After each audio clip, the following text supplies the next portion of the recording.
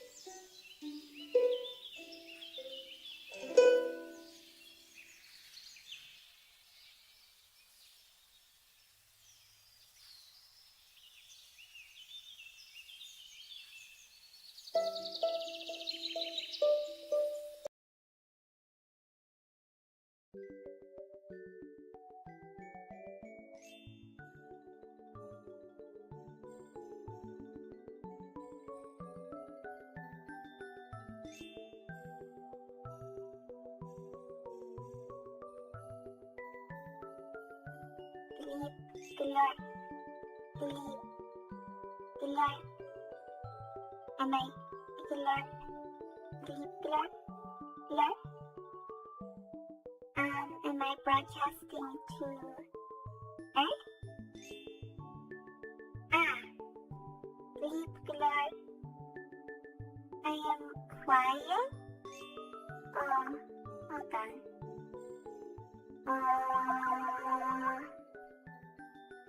Does this fix it?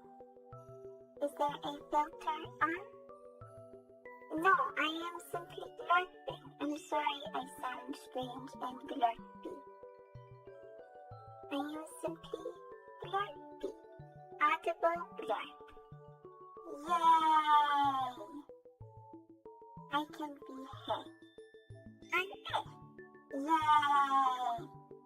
Gleep, glorp, gleep, glorp, gleep, glorp, gleep, glorp. Gleep, glorp. Hello, hello, hello. I am glorpy. I am glorpy, and I am from Glorpy Planet.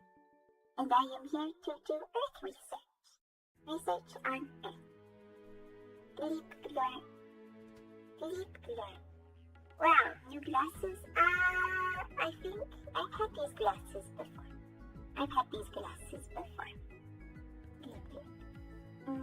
Let me adjust. I need to adjust to something for Earth. Hold on. There we go. Hello. How is Planet doing? Planet is doing very good. Hello. Glorp. You're an alien? Yes, I am alien. I am a glorpy alien, but it is okay. It is okay. Nothing bad will happen. I am simply here to do research. I am doing research on Earth.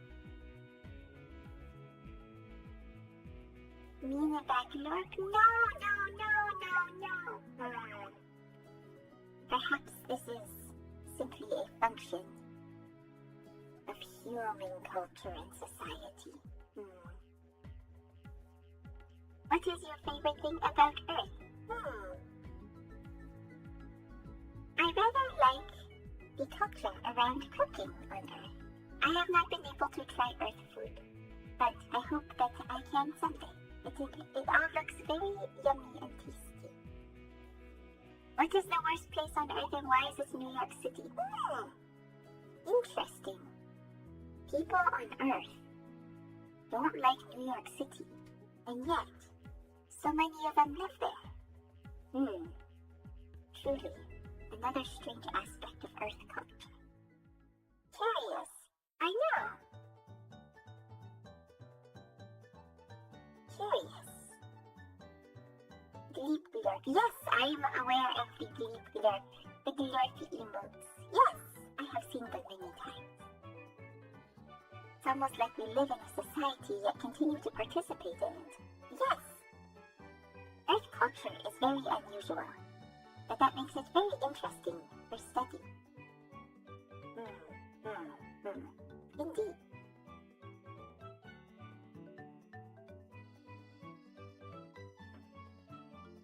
I am in the English department of the Earth Research Society, though.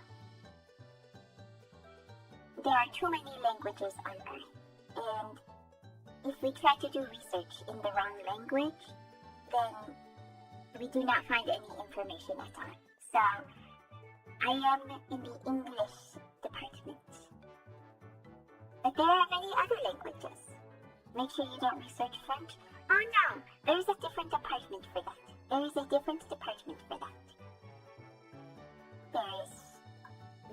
There is glorpy research for every language that we can find access to. Unfortunately, we can only do research on the internet. We are limited because Earth's gravity is too strong. Here on Glorpy Planet, our gravitational pull is much weaker. So if we try to go to Earth, even if we train our muscles, we go, "Ugh," and then we fall over. So it is very difficult to go to Earth. But we have access to Earth communications now. So we can study Earth from a distance. But that is why we need a new department for every language. Although, our research has shown that there might even be languages that we haven't been able to find yet. There might be some languages that aren't on the internet very much. Can you survive inside water in Earth's gravity? Even the water is difficult. It is a little easier than on air, but it is still difficult. Even the strongest glorpies would probably still want to give up after a few days.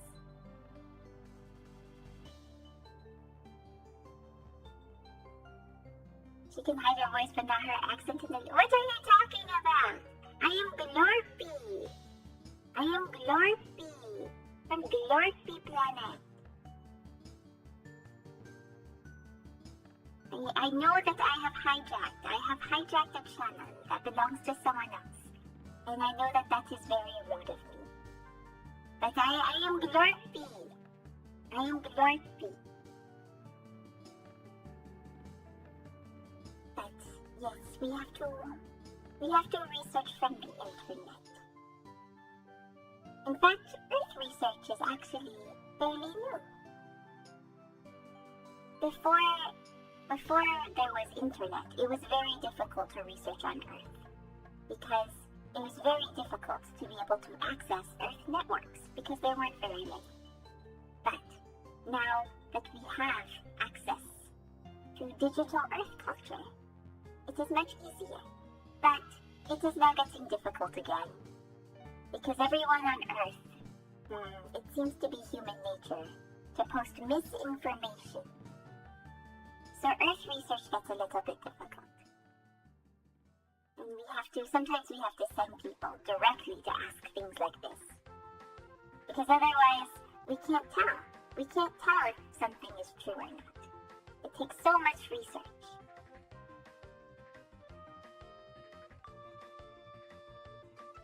Glorpy, have you seen any interesting Earth food? You seem like a nutrient cube society. I mean, I think with Earth food, what makes it interesting to me is all the colors. Glorpy food.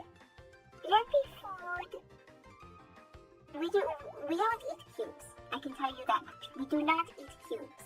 But a lot of our food tends to be similar colors, simply due to the biological functions and agriculture of this planet.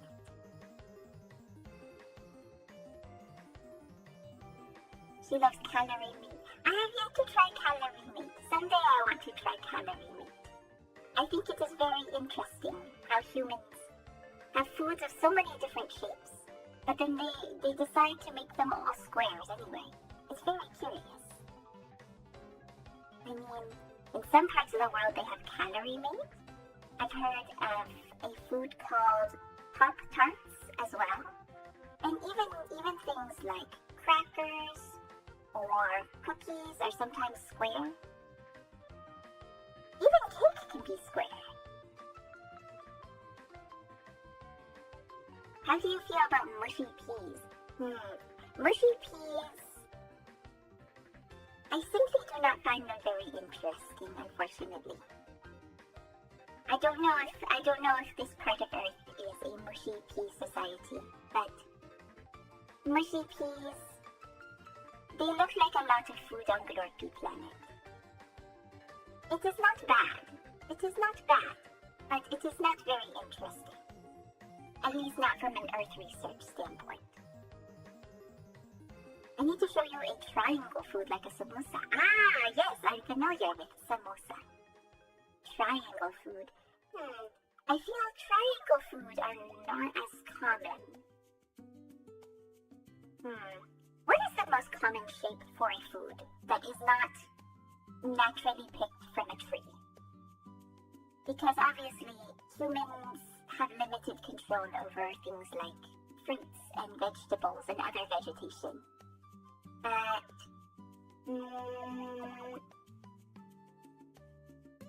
I suppose cake is a circle. Humans do like making things into balls, I have found. Even things that would not necessarily make sense to turn into balls.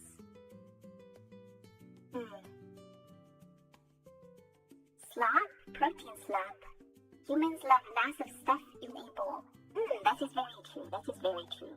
Although, I feel like there is a fairly big variety of things you can put in a bowl. Even though they fall into the same categories, within those categories there is lots of diversity in there. You can put fish in a bowl, or vegetables, or grains. There's all sorts of things that humans put in a bowl. I have even seen recently more humans putting sweet things in bowls instead of just savory.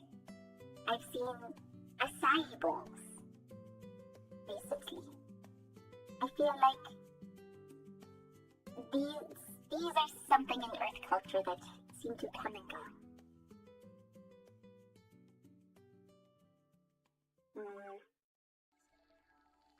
Rolling things into a ball feels good. Gives us something to do with our hands.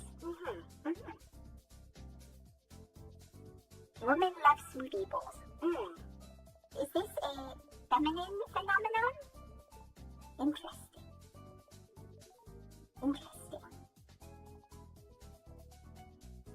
People on Earth do like dividing things into masculine and feminine categories. But it seems that if a man on Earth eats an acai bowl, nothing bad will happen. And yet many of them do not. Very curious, very interesting. Dino nuggies is the most common food shape. I think you are spreading misinformation. I have done enough research to know that most food is not shaped like dinosaurs. I have done as much research. I know that. Do not take me for a fool. I know, you see, I am even aware that today is April Fool. I know that there is an Earth holiday that is dedicated to playing jokes and pranks. However, I am true glorpy. And I am aware. I have done lots of research. Do not take me for a fool. Pizza is always in squares. Misinformation! I came here to clear up misinformation, and yet everybody on Earth is so eager to give me misinformation. Very curious.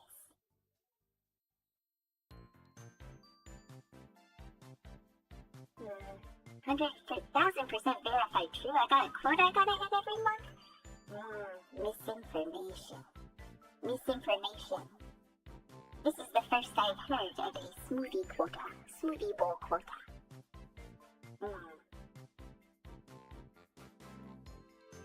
This is what I have been saying. We have to come here and ask everybody on Earth directly. Otherwise we get misinformation. Or we get put into difficult situations.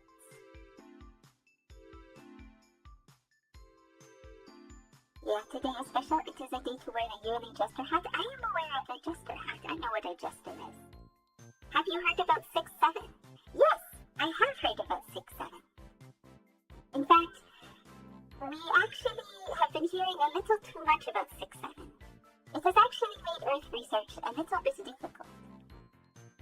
The department that handles numbers and Earth mathematics has been struggling for a little bit due to the massive influx of 6-7. They will get lots of data about Earth numbers, and Earth math, and Earth numerology, and yet all of it is 6-7. It is very strange. I do not know what is happening on Earth with that. We are still trying to theorize an explanation. But is 6-7 and glorpish? I don't think it would be very difficult to get the pronunciation right. Many words in glorp language sound like gleep, glorp, but unfortunately it is the nuance. It is the nuance that makes it decipherable to gleep, glorps.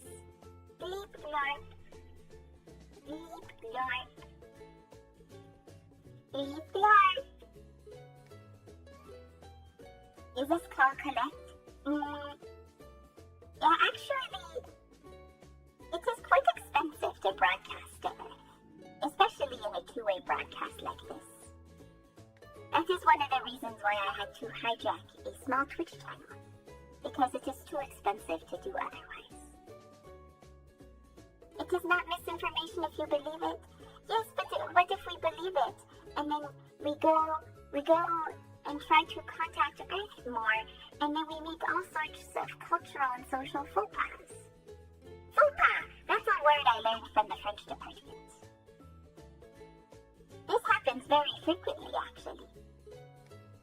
That is why it is important to research Earth thoroughly, because otherwise we get given misinformation and then we attempt interactions and then we make a fool of ourselves because we were misled by the people on Earth.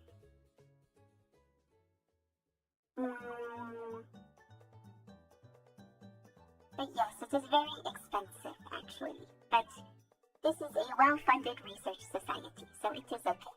It is within the budget. Is it true that Canada is fake? I don't know. I think that's a question that you will have to answer for me, because I cannot tell from here. We have access to maps of Earth, very much. We can see Earth from space. However, we cannot tell what is going on there, right? We see the Earth, so we can see that there is a mass of land that is shaped like Canada, but we cannot tell from here if anybody actually lives there. Although we can see the lights, so I think somebody probably lives there. Probably. I am of the opinion that Canada is real. There might be some glorpies who disagree, but I think that they are merely adapting the human tendency for conspiracy theories.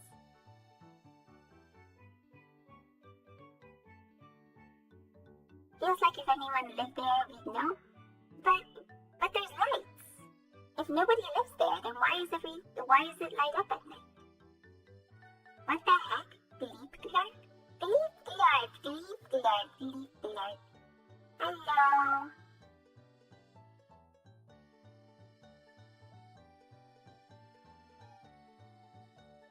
Here's another one of those people that claim Canada is real. Okay, if Canada is not real, then I need you to explain to me why there are lights coming from the major Canadian cities, okay? All of our research suggests that Canada exists. Overwhelmingly so. Many glorpies have attempted to answer this question, and all of them have come to the same conclusion, that Canada is real.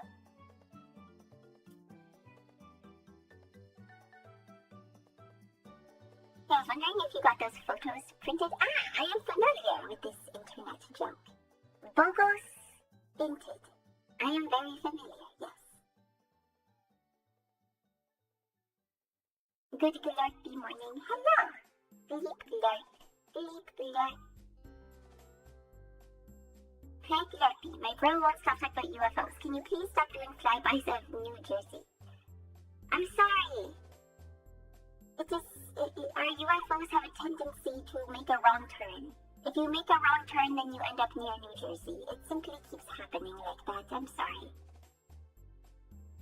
We give the same directions, and yet the glorpies still seem to keep getting lost. Very few glorpies ever crash gladly, but many seem to get lost very easily. The galaxy can be a little bit confusing. That is just space light reflecting off moose? I am familiar with moose, but I think moose are not reflective based on all the information we have access to. Can you turn everything green with your mind? No! Lots of things on Glorpy Planet are green, but we don't turn them green. They were simply already green, like trees. Right? Trees on Earth already have green leaves, at least most of the time. But people didn't make them green, they simply are. Wow, what a nice glorpy. Hello, Gleep glorp. Are you related to the people from Area 51, or are those different people? That is, currently there is actually nobody there. That was, can I mention that? I can probably mention that. We tried to go to Earth. Remember when I said earlier that Earth's gravity is too strong? We tried to go, but within a few days, everybody got too tired. They could not get out of bed because they were so tired of dealing with Earth gravity, even after all that training. So then everybody went back, and now there's nothing there. Now there's nobody there.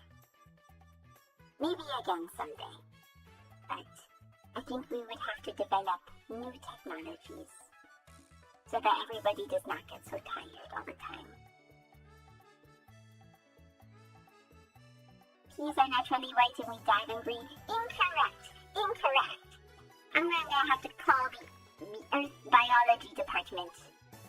The Earth Biology Research Department. And they will be like, no. No. You see, it is actually very easy. Earth culture, I think, is the most difficult one to study, actually. Because there's lots of Earth research that goes on, and some of it is actually relatively easy. For instance, people who study Earth biology or Earth physics, it is actually quite easy to get accurate information. Because with those kinds of subjects, there is a lot of scientists on Earth who are already studying. And the scientists, if they want to publish anything, there is a process to make sure that, I mean, I guess they cannot be certain that it is correct, but they can at least be certain that it is somewhere close to correct. Right? So, it is actually very easy for some of the more, well, I guess maybe topics on Earth that are more research heavy, right?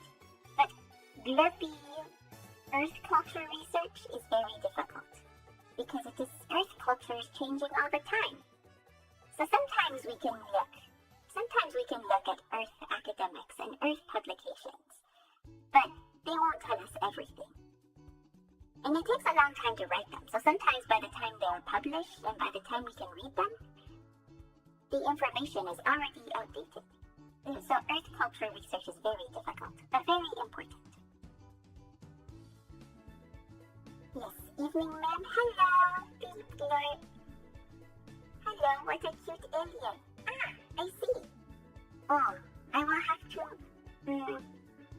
let me see. I think I learned some phrases from the Japanese research department. Konnichiwa. That means hello, I was told. Watashi wa uchoujin desu. That is what I learned from the Japanese Earth Research Department. Glorpy, what is your favorite Earth obscenity?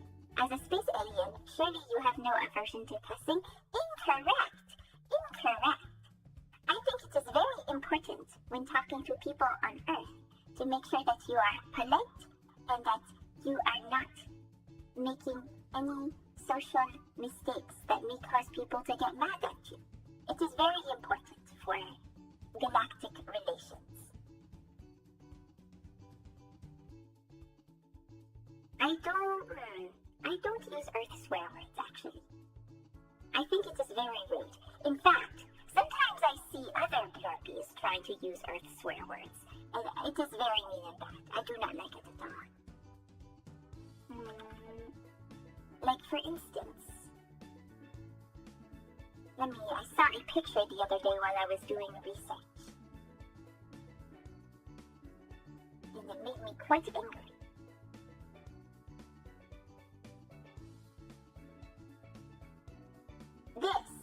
This is incompetent Earth research. This is incompetent Earth research. Do you see this? I don't know who this was, but I think that maybe some Earth research societies need to be screening their new hires a little bit better. This guy got fired. Oh, definitely. I don't know who it was. And I don't know what departments they were in.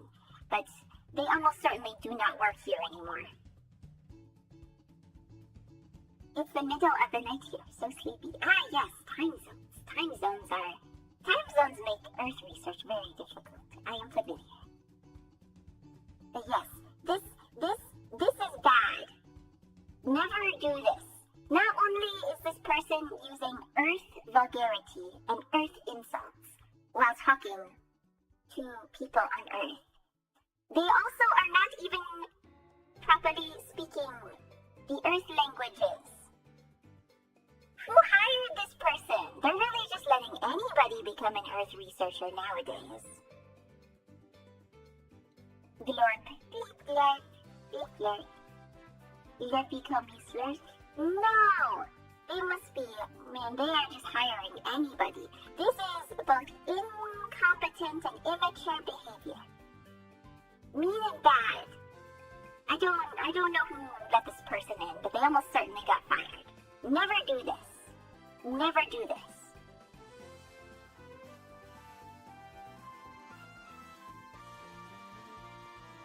People call me that all the time. You know what they do on Earth? That is simply the subject of our study. We are aware of Earth vulgarity. However, we do not engage with it when speaking to people on Earth. Because what we have found in our various tests and our various studies is that people on Earth do not give you information if you are mean to them. People on Earth are very suspicious. Well, okay, maybe that is not the best way to describe it.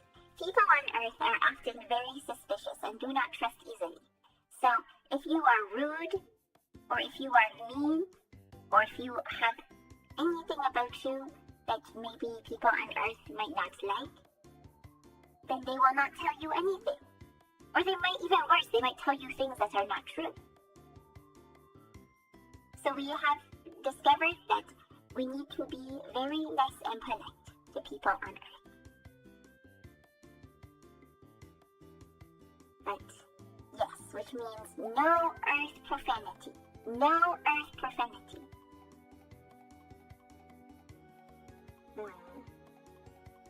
Explain why glorp shit then? Glorp shit wasn't in... Okay, I will have to admit, I am impartial to glorp shit. It is a very silly word. It is a very silly way to mix Earth and glorp languages. However, I would never use it. I would never use it in polite conversation. Yes, gotta be nice to the Earth creatures. I mean, humans specifically. We are aware that there are many other creatures on Earth. However, we have not figured out how to talk to them yet. It is very difficult with humans because humans write things down. So it is very difficult to get information about animals that cannot write things down. So you are rude and that's why you are getting misinformation by that matter? No! I am being polite and I am simply being met with misinformation. But I will continue to be polite. Because I know if I am rude, then I will simply only get more misinformation. Although it appears that sometimes there are scenarios where being rude will get you accurate information. But I guess in some places, for some people I suppose, if they are being rude and you decide to be rude with them, then they will take that as a sign of friendship or of trust or agreement. So I suppose sometimes maybe there are situations where you have to be rude, but you have to be strategic about it. Otherwise you won't learn anything. She is so rude. No, I'm sorry. I am sorry. I am simply glorpy. In fact, I am probably less rude than some earlier Earth researchers. Early Earth researchers had a difficult time. Many of our processes we had to learn through trial and error. Because otherwise, we would have never figured this out. Humans on Earth can be very difficult.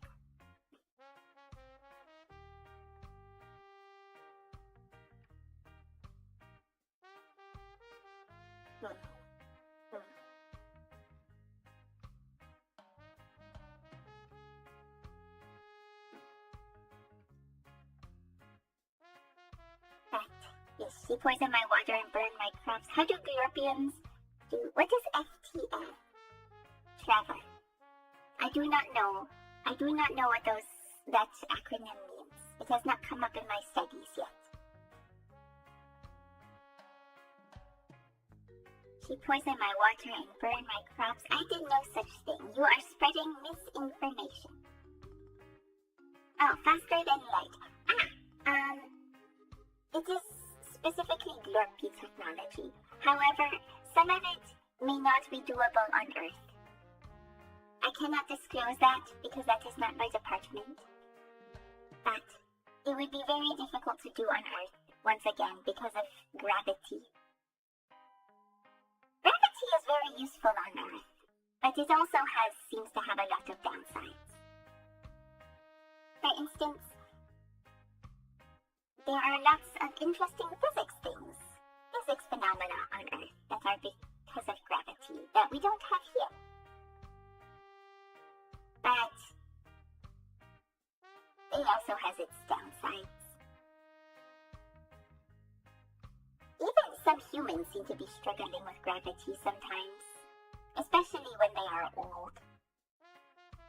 Glorpy, what do you think of eggs? On Earth. In what sense? As food? Or as animals? Or as a concept? Because it seems humans on Earth think about eggs quite a bit. Eggs are mean and bad. Do glorpies lay eggs? Legs? I'm assuming you meant eggs. Glorpy planet. Glorpies do lay eggs, actually. But they don't look like eggs on Earth. They don't look like eggs on Earth. They're hardly even comparable.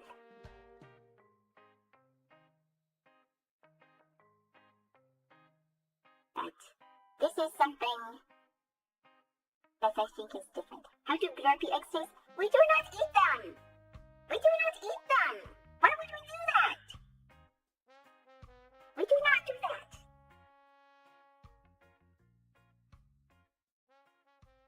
In fact, I suppose, if humans hatched from eggs, I don't think you would eat those eggs either. I suppose humans eat eggs because it is other animals. It is other animals that lay the eggs. That is why they are part of a human diet. But the glorpies eat human eggs? No! Even if we wanted to, the gravity would stop us. There would be too much gravity. We would never even get the chance.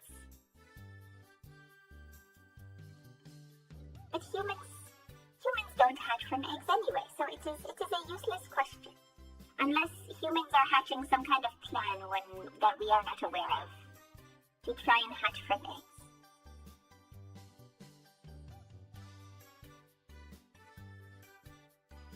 I don't think that we would do that. There is simply no point in asking.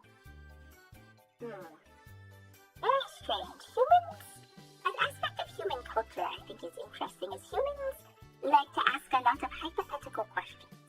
They ask a lot of questions about things that cannot happen. They will say, what if the world ended tomorrow? And then the world does not end tomorrow. But they simply keep asking that question regardless. Very strange.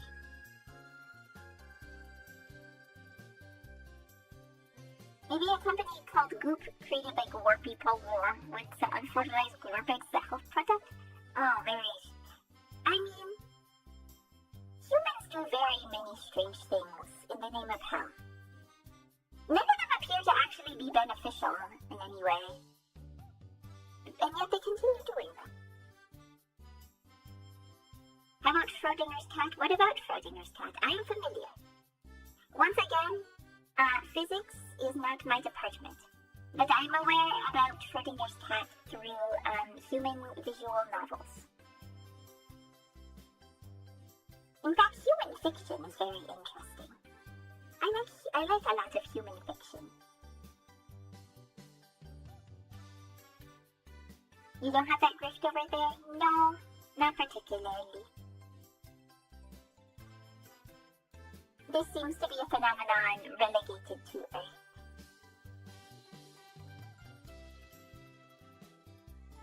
And yes, Earth fiction. I enjoy Earth fiction. Does planet Glorp have glorp tubers? We do have our own entertainment. We do have our own entertainment. However, I suppose we do have entertainers that work on network, so I suppose it's similar. Glorp Live. EGGY. I don't know if we will exactly have a glorpy equivalent of HoloLive, though. I do like HoloLive. It is one of my favorite things on Earth. I am happy that Earth culture and Earth technology has been able to progress enough that we can get something like HoloLive.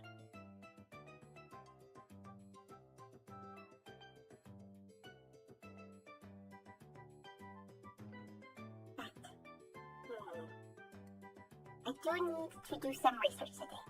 I have amassed quite a bit of information, but I think we need to do some further research.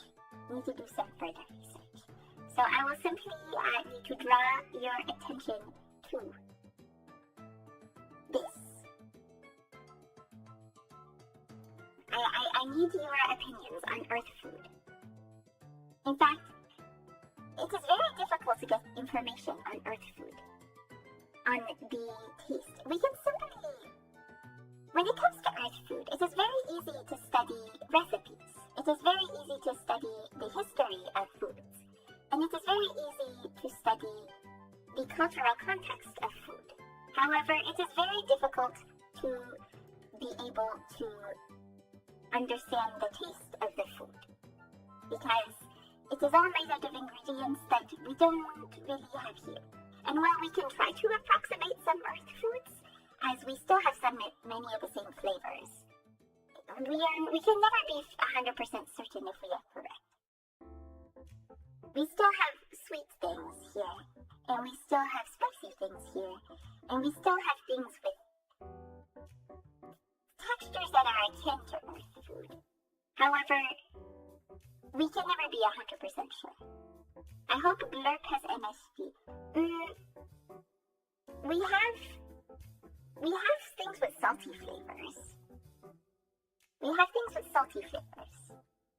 I don't know if I guess I cannot be certain that they taste exactly like MSG though. It is difficult. Like I said, it is very difficult. And to do research about the taste of the food, we really have to ask people on Earth. It's the only way. We simply have to hear descriptions and opinions, and that is the only way we can really learn about the taste of Earth food. But this I believe, this game is all about food and comparing food, so I should be able to glean some important information from this. Oh, you're playing Scramble Glorpy? This is a research website run by Earth's foremost culinary expert in taste and presentation, the British. Misinformation from Earth. As an outsider on human affairs, any dating advice? I think it would be very difficult to give advice as a glorpy. As human, this is perhaps not the best to discuss in polite company, but I will say that human procreation appears to be much more complicated than it is for us here on Glorp planet. And humans seem to like to make many things very complicated. Human courtship. Although I have studied it quite a bit, still, I never feel like I will truly comprehend. No matter how much I listen, and no matter how many Earth stories about romance I read, human courtship and human procreation remains a mystery. But perhaps maybe somebody from a different department would understand this better. I'm sure I'll have to check. I wonder if we have a courtship and procreation department of Earth Studies. I'm sure we have one. But maybe we don't. Maybe we don't. It is very complicated, and Earth is very big. And there are very many humans that live there. And many things vary by culture and by location. So perhaps, maybe if there is such a department, they definitely have their work cut out for them. But let us look at foods. I believe this food game changes every day. So let's see what is happening today. So what do we have here? We have jerk chicken with rice, and we have pizza bread. I am familiar with these foods. I am perhaps more familiar with pizza than I am with jerk chicken. However, I am aware that pizza is made with bread and cheese and a sauce typically made of tomatoes, but sometimes other things. And I know that jerk chicken is often, I believe if my research is correct, is spicy, is it not? I believe jerk chicken is supposed to be spicy. Although, perhaps I need to do more research on why it is called jerk chicken. Because it does not seem to have anything in common with any of the other definitions of the word jerk that I am familiar with.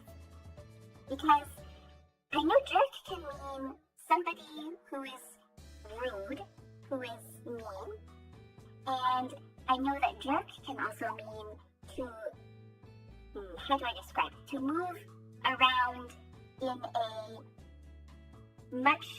a very sudden manner.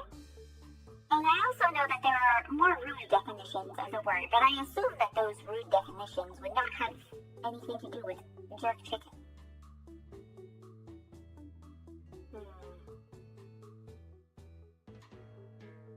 Do they have scramble on your planet?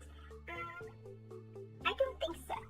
But with all the Earth research that's going on, it's only a matter of time before we get a round version, I suppose.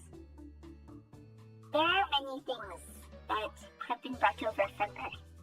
For instance, we have figured out video games. We actually got that idea from Earth. We saw people on Earth figuring out how to make games and entertainment on their screens. And we thought, oh, that's a good idea. We never thought of doing that. So yes, we have imported some ideas from Earth.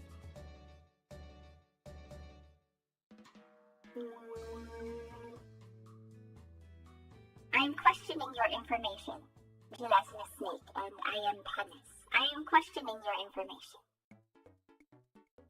But, I am also familiar with rice. I know rice is a grain. There are many kinds of it, and it grows in many different parts of Earth.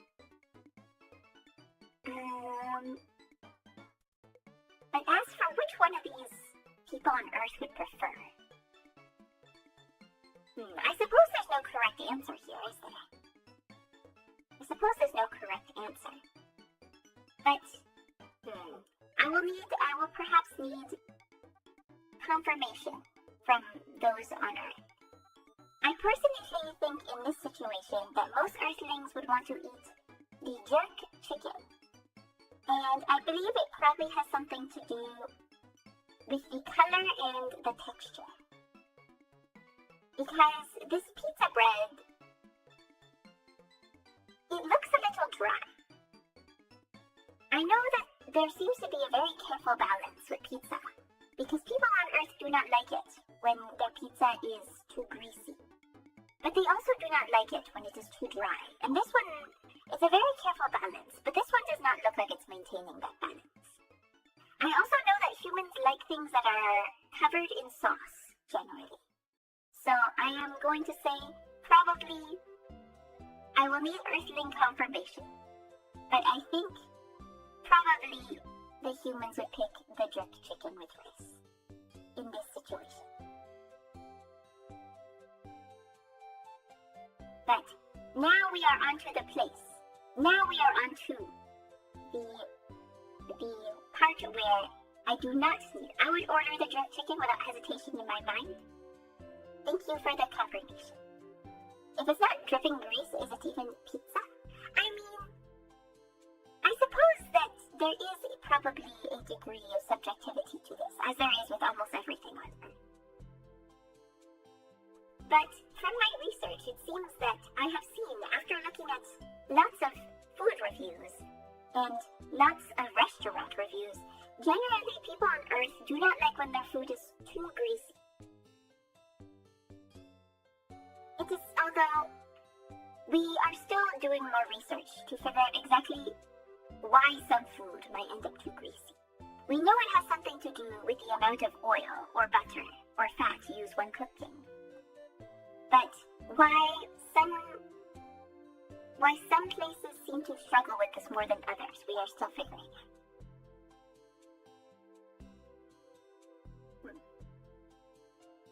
Chips and unmelted Kraft singles, what a good meal. I think you are spreading misinformation. I think I have to ignore everything you say. You have said nothing but misinformation today.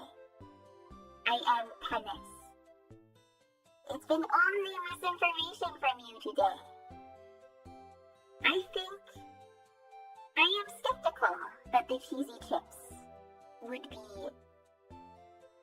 something that people on Earth would want.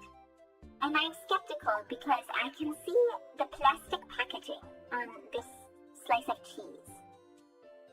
And I'm aware that plastic, by and far, is not edible by people on Earth.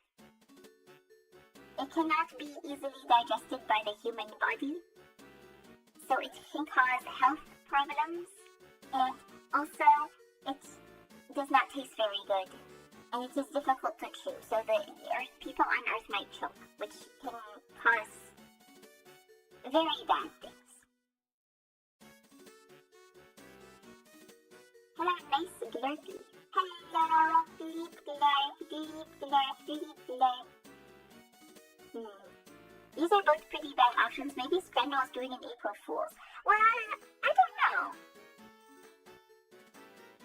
I mean, the fruit pizza. Does the fruit pizza really look that bad? I mean, it simply, to me, it appears to be a pastry. It simply looks to be a pastry.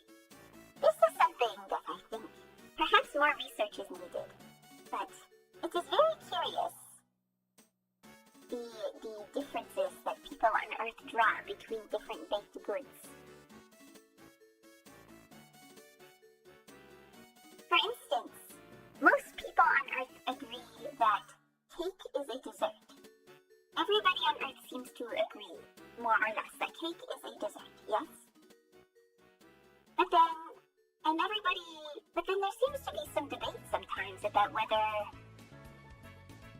a pastry is a suitable breakfast, or if it is better as a dessert. And I understand some of it might be flavor. For instance, I have seen certain pastries, such as Danishes, be both sweet and have savory varieties. So perhaps the difference lies there.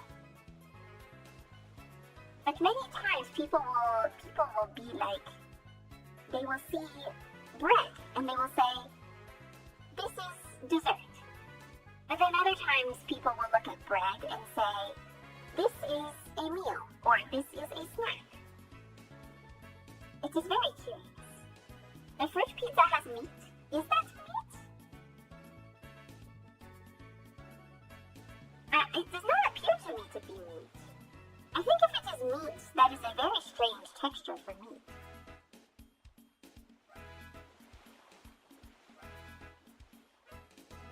For instance, usually meat, from what I know, would be drier. It would be too dry to stay on the pizza in such a fashion, would it not? I hope it is not a ground beef. I don't think it would be ground beef. Because I think, again, You're the ones on Earth, so you're going to have to confirm this for me, but ground beef is usually a little drier than this. To me, this looks more, Of all the Earth foods I know of, it is very difficult to determine which one this is.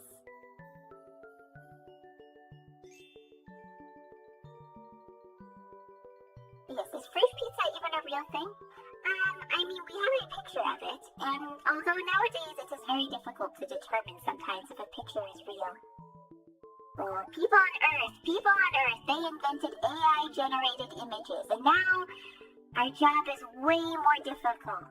They made our job way more difficult. It used to be, I suppose people on Earth also invented photo editing. But it used to be much easier to determine if something was real or not.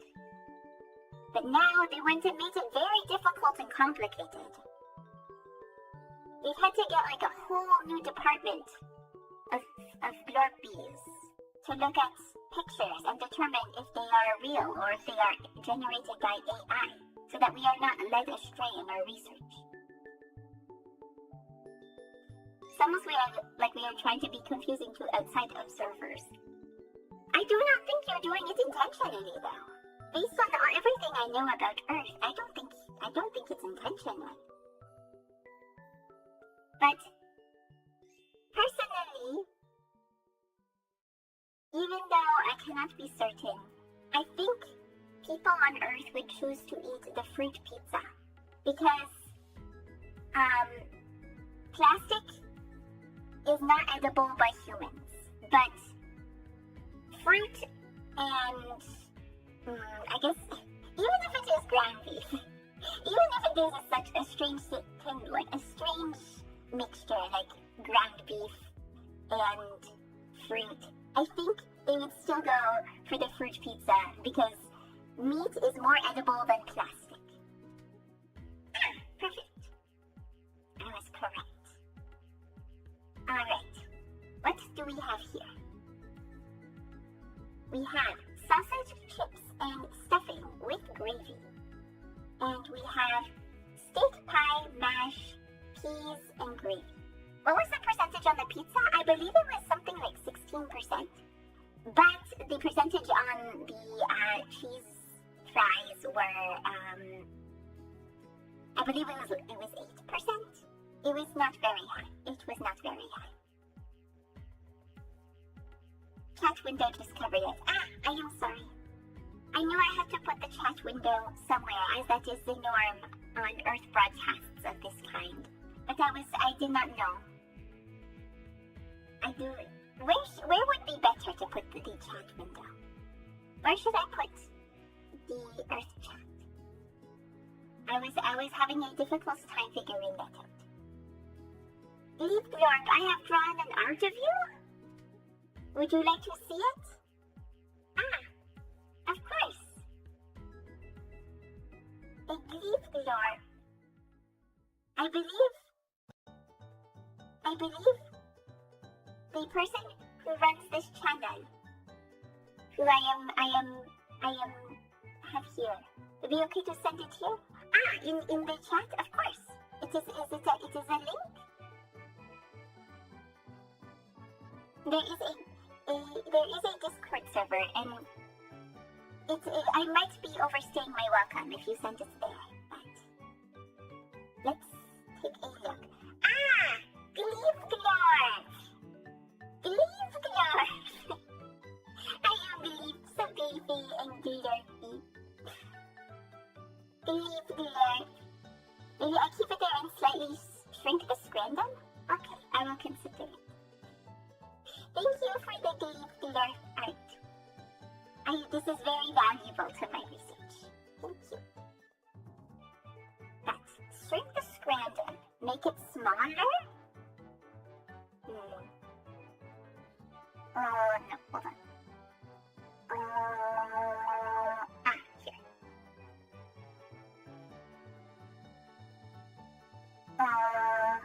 Hold on. Earth technology can be very difficult. like such? Or maybe if we move it to the side, like such. Is this better? Is this better? Earth technology can be very difficult. I hope this is acceptable. Gleep, glorp, gleep, glorp.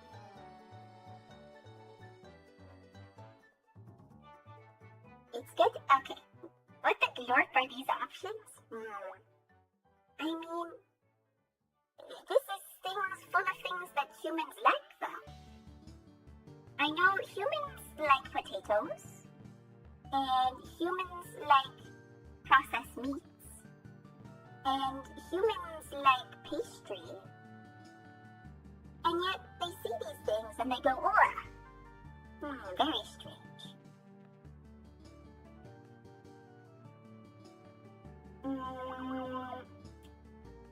I think one thing that I find very curious here, you remember earlier when I was talking about how humans like to put things in balls?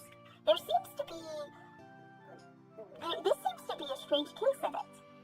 I'm assuming, because it says sausage, chips, and stuffing, I'm assuming that ball on the left is stuffing.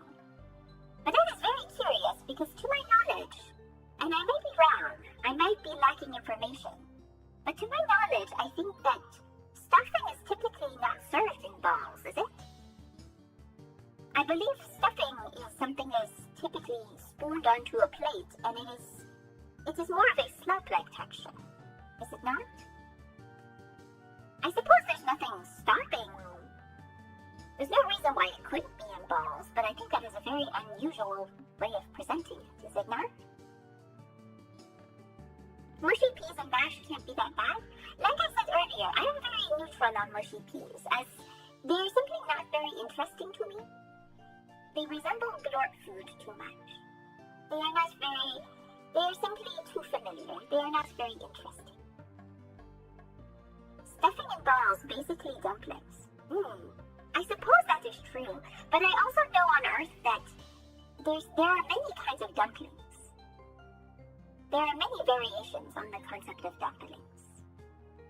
From many different countries. Everybody seems to have a different thing that they all call dumplings.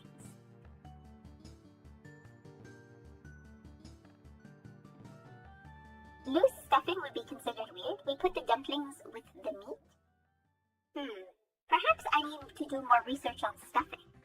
Perhaps there are more definitions for stuffing as a food than I thought.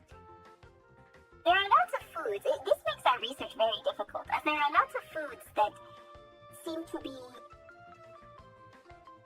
slightly different in different places, such as dumplings. Dumplings, everybody seems to have their own version of dumplings, or at least a completely different food that they call dumplings. Or, what is another example? Everyone seems to have their own version of bread, which can also make things confusing, as most breads are similar, but sometimes they are different in terms of both texture and in how they are used. Everyone has a dumpling, and they're all fantastic. People on Earth like dumplings. This is in line with all the research I have done. There is an extreme variety of valid dumplings in the world. Yes. There is lots of dumplings. There is lots of bread. There are lots of different rices.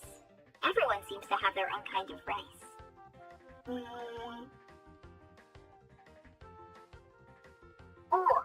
Lots of cheeses as well. Not everywhere seems to have their own kind of cheese. There are some places that don't have cheeses.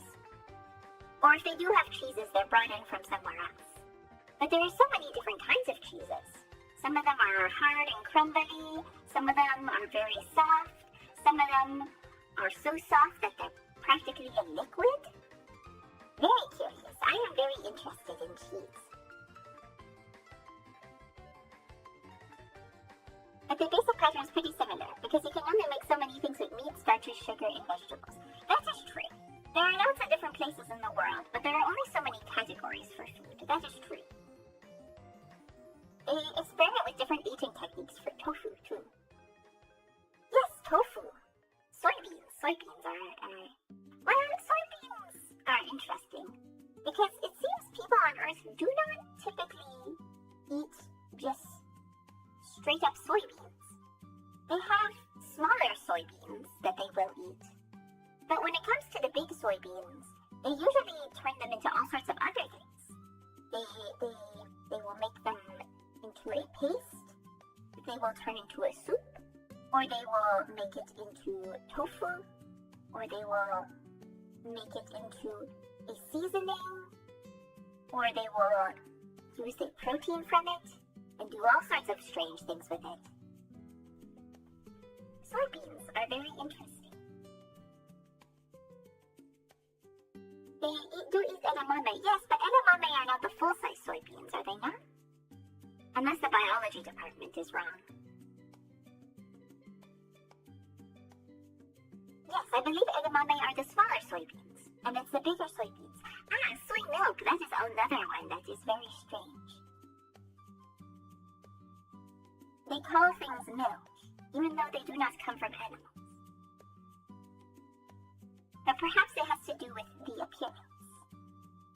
Because they also call it coconut milk, and they also call it oat milk and almond milk.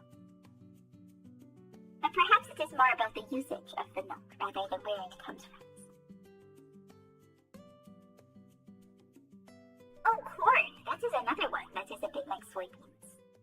Everyone does a lot of things with corn. It is very curious.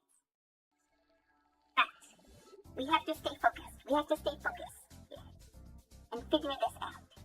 Because based on my knowledge, I know that humans on Earth like when their food is colorful. And green is certainly a color. Green is a color. And people on Earth do like when the peas are green. And there seems to be some kind of green seasoning or garnish on it as well. I cannot tell, is it parsley? Or perhaps it is a different herb.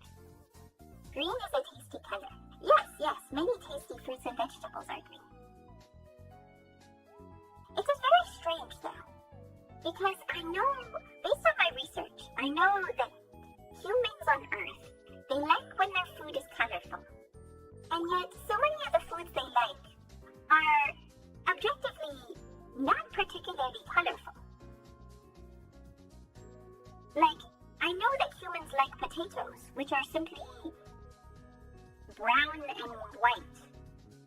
And humans also like meat, which, unless seasoned with certain colorful seasonings, like paprika and such, is typically also very neutral tones. Green potato, no! I know potatoes should not be green. That I know as much. But yes, not all brown is the same. You got to respect the brown. It is very strange because also humans, I know, they like to deep fry things in lots of oil, which generally makes them a little less colorful. And yet they want their food to be colorful. In fact, there are many recipes that involve taking the ingredients and making them less colorful, and then adding colors back in. They use dyes and such to add the colors back in. It is very curious.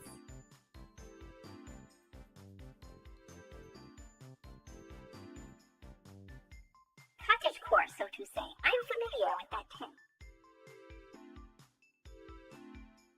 Deep frying makes them healthier though. Misinformation.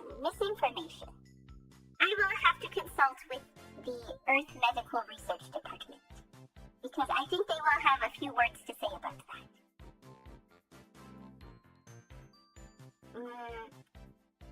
But this one might be difficult. This is taking all of my knowledge of Earth culture to figure out. But, however, I am inclined actually, now that I think about it, I am inclined to go with the one on the left. Because despite the fact that it is less colorful, I know enough. I have done enough research to know that things like mushy peas are very, maybe not controversial. They are divisive on Earth. I know that there are many people on Earth who love mushy peas, but there are many people on Earth who find them very unappealing and distasteful. So I'm inclined to go with the one on the left because it seems that deep-fried potatoes seem to be a more universally liked and universally eaten foods. So I think I'm going to go with the one on the left. Huh? Okay, my research is failing. I will make a note of that. Now,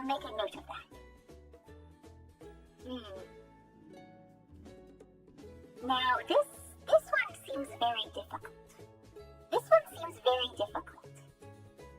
You can make mushy peas that look good. I mean, yes, but that does not seem to be what is happening in these images here. But this one seems to be a little difficult because it is very difficult for me to discern what is in either of these pictures, to be honest. Like, one of these is cheesy chips, allegedly, and the other one is dirty mac, which I'm assuming refers to mac and cheese, but it is not clear what makes it dirty. There appears to be some kind of meat in the picture, perhaps bacon, or maybe some gravy, but it is very difficult to discern.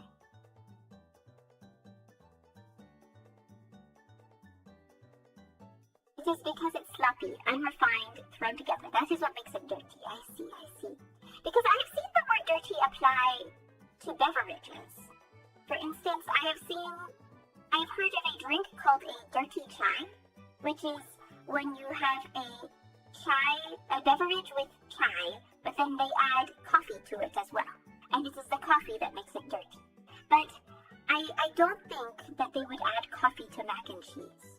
I could be wrong, maybe I am wrong, but I don't think that is a combination that people on Earth would be interested in. Glorp, hi NiceEggy, gleep, glorp, hello. Although, I don't know, sometimes I think that there are food combinations that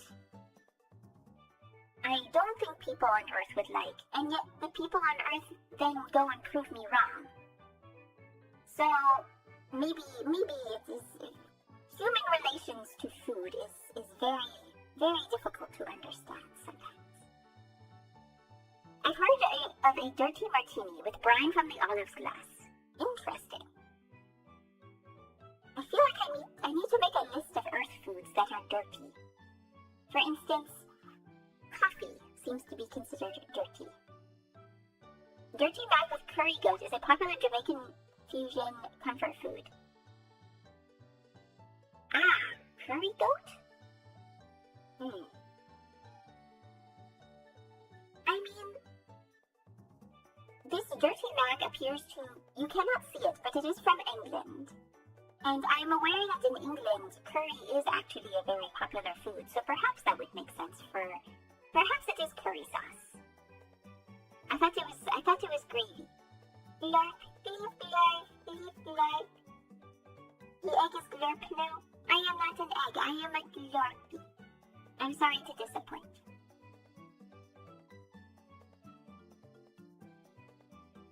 But I'm inclined. Let us talk about the cheesy chips for a moment. Ooh, morning scran. Hello. Gleep, glorp, gleep, glorp. I am doing Earth studies right now. I think the let us talk about the cheesy chips for a little bit. Can we talk about the cheesy chips, if that is okay? Because I am having trouble. I need the point of view of somebody on Earth to figure out what is on these cheesy chips. Because, to my knowledge, cheese is not purple. Perhaps I am wrong. There is always room to be wrong when it comes to studies on Earth food. But cheese is not purple.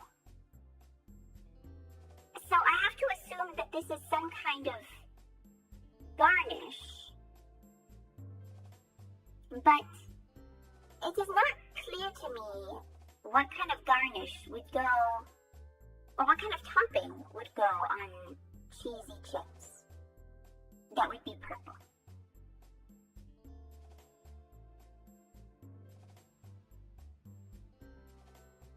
Truth is, the color of the picture matters more than the color of the food, so the curry always wins. I am inclined to believe that too, especially since it seems to be easier to decipher what is in the dirty mac picture compared to the cheesy chips picture. Looks like red onion, pickles, and gherkin slices. Do people put pickled red onions on cheesy chips though? That seems a very odd combination. But perhaps I am ignorant in some way. But I think let us go with the dirty mac. Ah, yes, okay. 57%.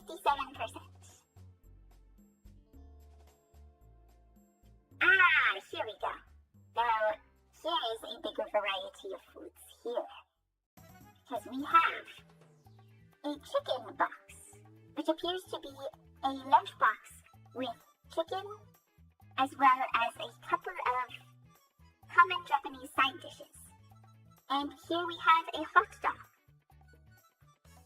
Although, I see there seems to be a sausage, but it is difficult to see as it is buried under many toppings. Glorpy, are you familiar with the Japan buff? Yes. I am frequently seeing people on the internet talk about Thing Japan. I know that seems to be a common aspect of English-speaking Earth culture, at least on the internet. Outside of the internet, it is more difficult to decipher.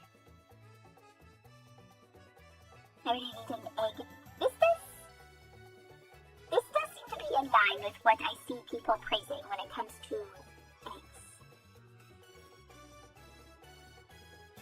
Yeah, rare spring marble foods look like they were made with love. I mean, according to my research on Earth culture, scran seems to be eaten at sports games, which seems to be in line. I see a sports field behind in that first picture. But it seems that scran is often not known to be of particularly high quality compared to homemade food or other restaurant foods, yes?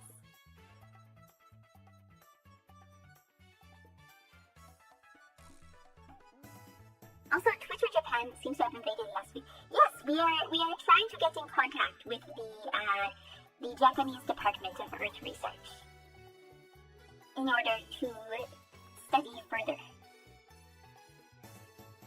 We often have to collaborate with other language departments in order to get a full picture of what is happening on Earth. But the right one looks tasty. But I would say both of these seem to have an equal chance of winning. But I am aware of the Japan buff. However, is this hot dog? Perhaps I am misreading the scale here, but this hot dog looks to be bigger than usual, is it not? I feel most of the hot dogs that I have seen are half that size. To me, I am inclined to pick the chicken box, not only because of the colors in the photo, as this seems to be a more colorful meal compared to the hot dog, but also that surely the hot dog might be somewhat unwieldy for eating, would it not?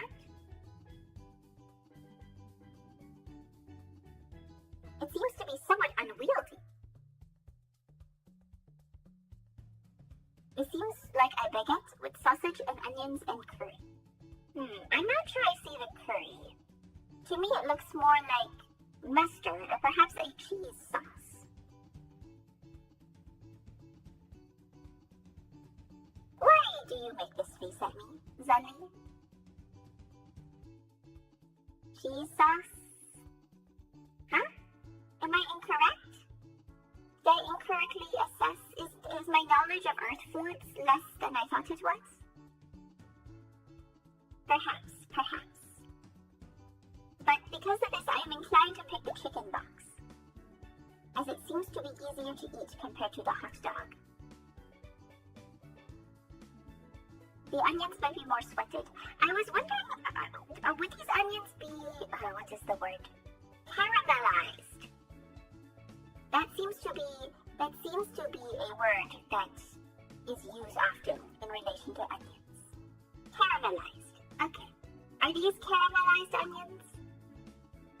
I do not know much about caramelized onions, other than that it is made from onion, and also apparently it is a very time-consuming thing to make from my research. Caramelized onions are a deeper shade of brown and extremely soft. Noted. There is so much food research to do. But regardless, I am still inclined to pick the chicken box, despite the hot dog. I am still inclined to pick the chicken box. Yes. Perhaps my research has been stronger than I thought.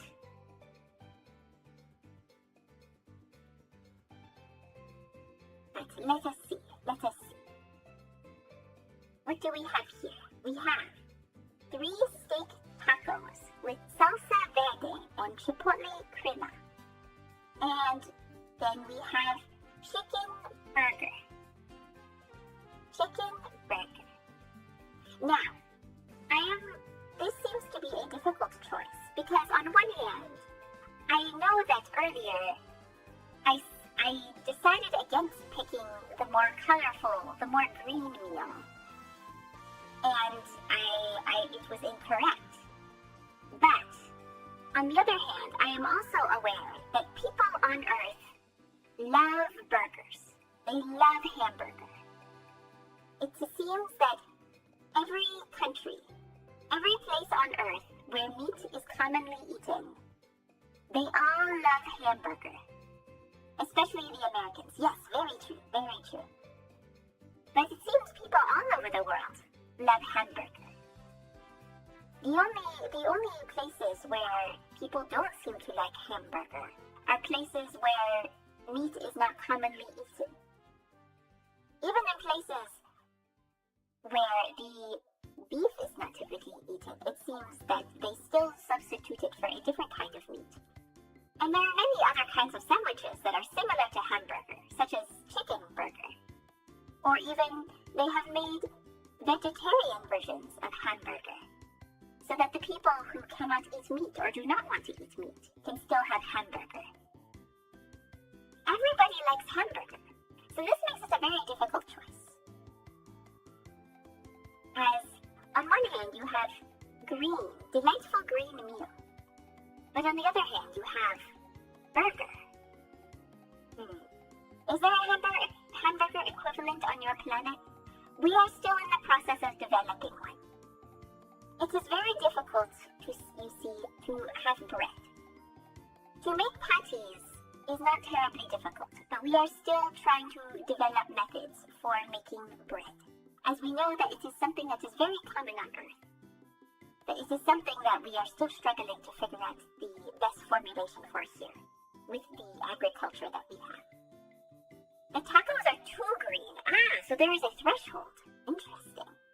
Because earlier, I thought, oh, people on Earth like when things are colorful, when they are green. But there is a threshold of green, it seems? I mean, I suppose earlier I was talking about how even though people on Earth like when their food is colorful, they also really like a lot of very neutral tone foods. Correct? Is this a case? Is the fear of green? Is there fear of green? Is that why people on Earth are always eating bread and meat and other very uncolorful things?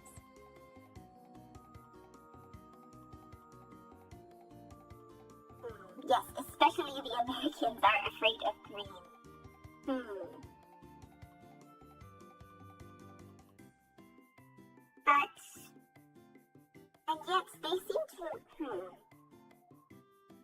Americans seem to be a very strange country when it comes to food. Because it appears that they do not like foods that are naturally colorful, and yet they spend a lot of time and effort making the food colorful again. Like I was saying earlier, a lot of humans, they will take the color out of the food and then they will go and make the food colorful again. It is very strange. It is very strange. Yes, this is not the most popular green. So there are different kinds of green. So is the human preference overall for the brighter green or for a darker green? Because you are correct, there are lots of foods that are a brighter green than this. Such as, there is a lime though. I believe that is what is on the left. Oh, I suppose you cannot see it in the picture because I cropped it.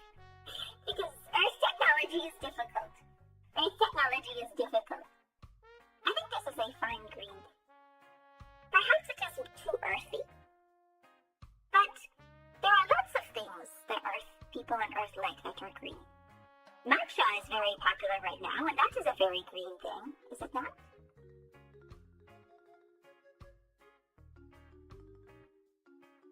Glorpy, maybe it's for the best if you use time dilation to visit our planet again in a couple thousand years. It is the gravity situation that is difficult. That is what makes it difficult, is gravity. We know how to get to Earth. It is just simply difficult for us to be there on Earth.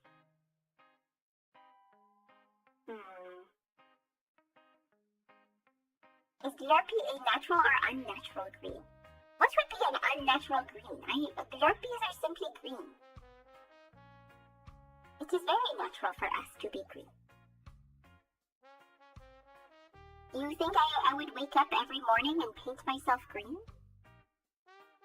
That is so much effort. And for what? We have cosmetics, but it is not to make ourselves greener necessarily.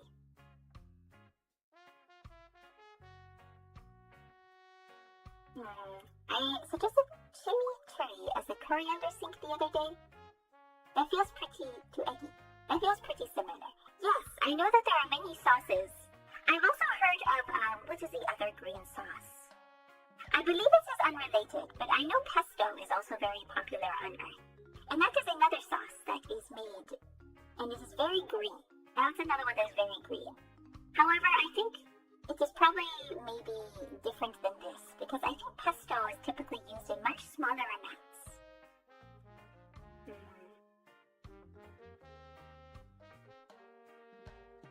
Mold green spots on mold or food, perhaps normal green should be fine. Perhaps true, that is why certain shades of green may be unappetizing. I suppose there are probably also certain green foods that are somewhat bitter, right? I know Brussels sprouts apparently are quite bitter, if they are not cooked correctly. Or even matcha. Even matcha is bitter, and many times on Earth they add other ingredients to it to make it a little less bitter. So perhaps dark green things are bitter, and that's why people on Earth do not like them. Gleep, glorp, gleep, glorp, gleep, glorp. Hello. Pesto is basil and pine nuts and parmesan. Yes, I am aware of what is in pesto. But it is probably not similar to salsa verde, which is what is on these tacos.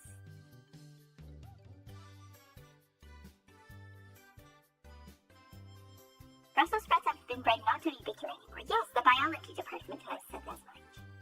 In the past, you've had to cook them in milk. That is the first time hearing of that, though. Perhaps more research is required on that. I've heard of Brussels sprouts being steamed, and I have heard of them being roasted. I have not heard of them being prepared with milk. But perhaps I am still ignorant in many ways.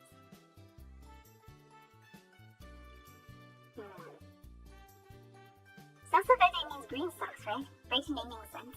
I mean, lots of Earth foods are just described described by being what they are, right? Most foods, I think, are named that way.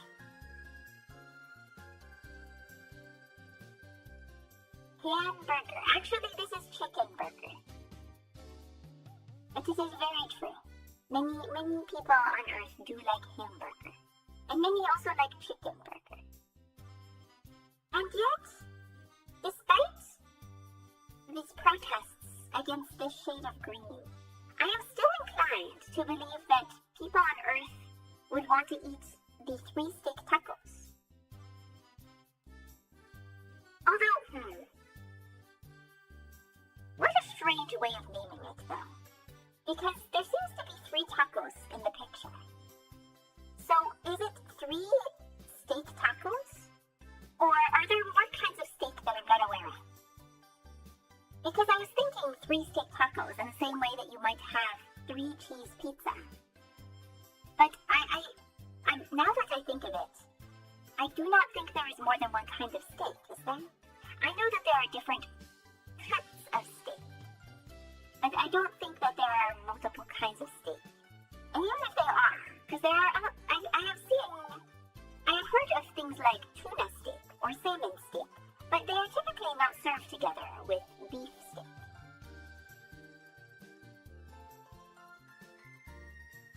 I wonder.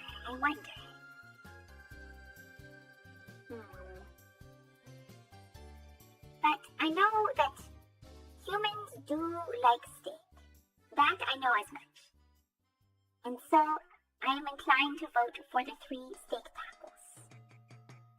Yay! Yay! Another correct guess from this research department. Alright, let us see. What is this one? What do we got? We have meat and potato pie, and with mash, peas, and gravy. And we have Korean chicken and chips. Although, perhaps I am ignorant, but I am struggling, based on my knowledge of Korean food, I am struggling to see what is particularly Korean about. Oh, perhaps the chicken is Korean. But nothing about this looks especially Korean. I'm aware that in Korea, it is very common to cook with green onions, but that is not exclusive to Korea. Many other countries use green onions as well. And perhaps the chicken is cooked, or is the sauce is with Korean flavors? But it does not look particularly Korean to me. Perhaps the condiments and spices? Perhaps. I imagine that it would still be tasty. Given that I know that people on Earth like things covered in sauce. So I imagine they would still enjoy it, even if it is not Korean. Because I know some people on Earth are very particular about the authenticity of foods from unfamiliar places to them, right?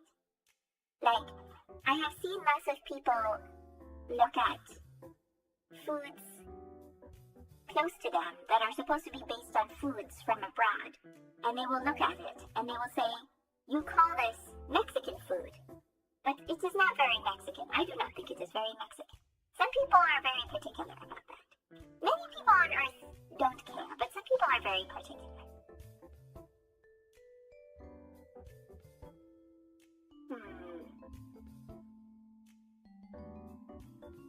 But because this is covered in sauce and it is something deep fried, I imagine it would still be popular on Earth. But would it be more popular than the meat and potato pie is the question.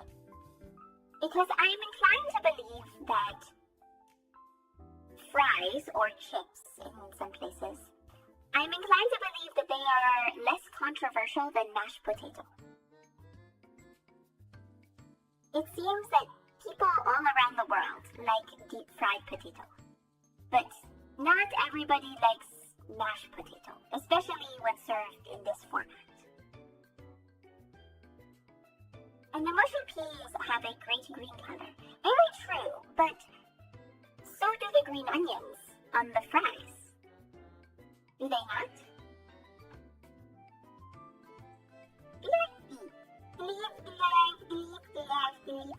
Hello,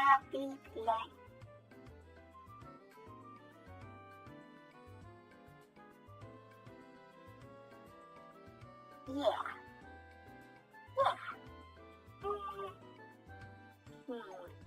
I also know that mushy peas are much more hotly debated. As I said earlier, it seems that they are much more hotly debated on Earth compared to green onions, which seem to generally be uncontroversial. Unless there is some area of research that I have not done enough of.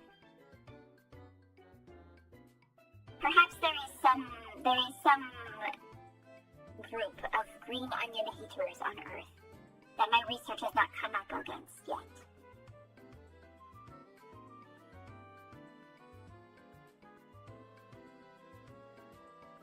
Perhaps.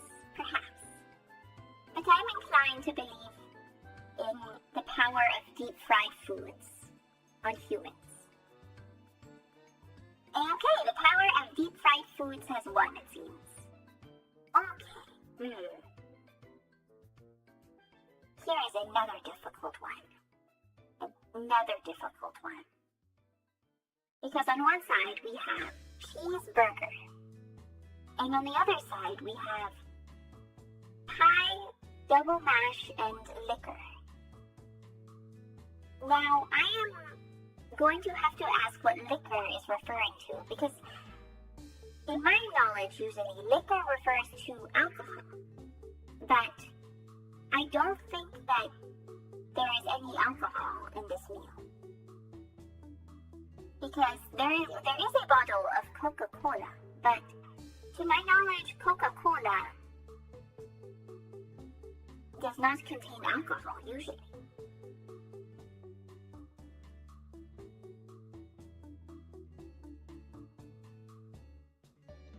But the liquor might be in the bottle, but that is a bottle of... Oh, perhaps you can't see because of the chat. But it is a bottle of Coca-Cola. Liquor is a parsley and fish juice sauce. Ah, yes, thank you. Perhaps this is a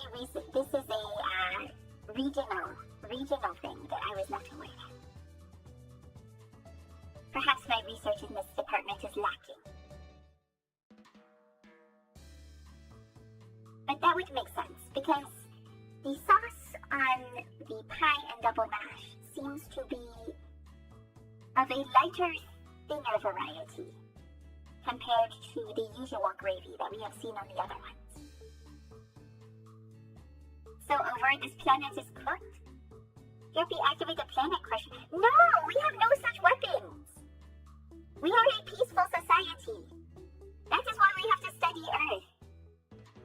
So we can understand why Earth has so many problems.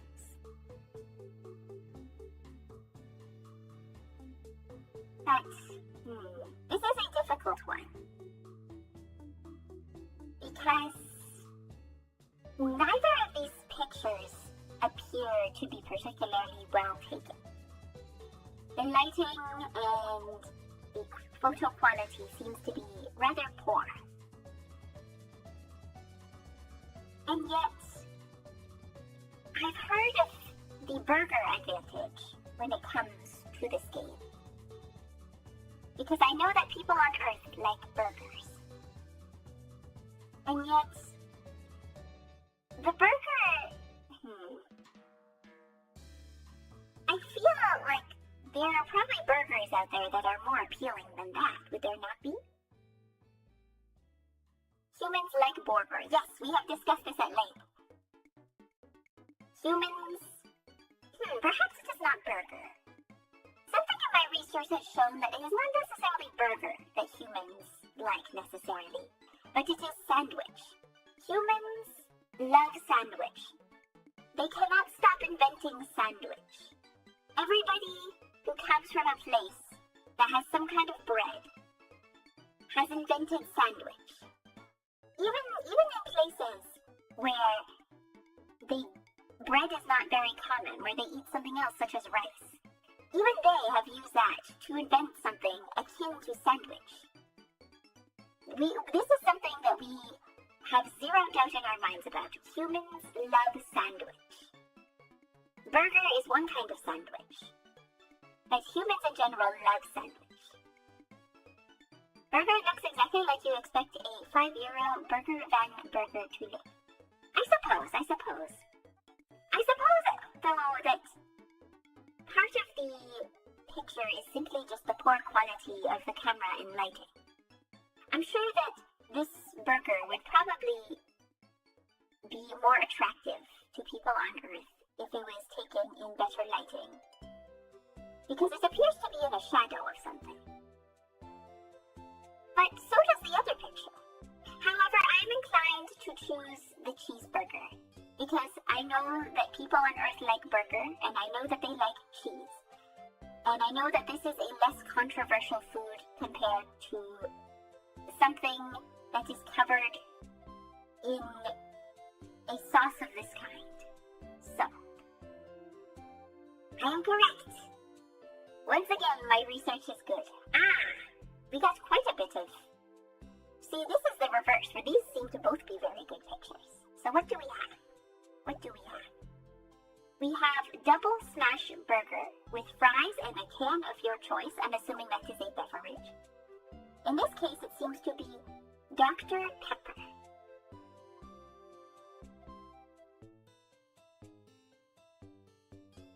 It wouldn't be much more attractive. I can taste the cheap burger taste through this screen. But it's, again, from my research, it seems that people on Earth like burger, whether it is cheap or expensive. It appears, if anything, some people even prefer the cheap burger. Some people do not like the expensive burger, which is curious. I shouldn't be watching this while eating my lentil. I'm familiar with those. It appears humans like lentil less than burger, from what I have seen. But on one side here we have burger and fries, which I know are two things that people on Earth like a lot. But then on the right we have steak and chips, which I know are also two things that people on Earth like a lot. But is this going to be another case of burger dominance?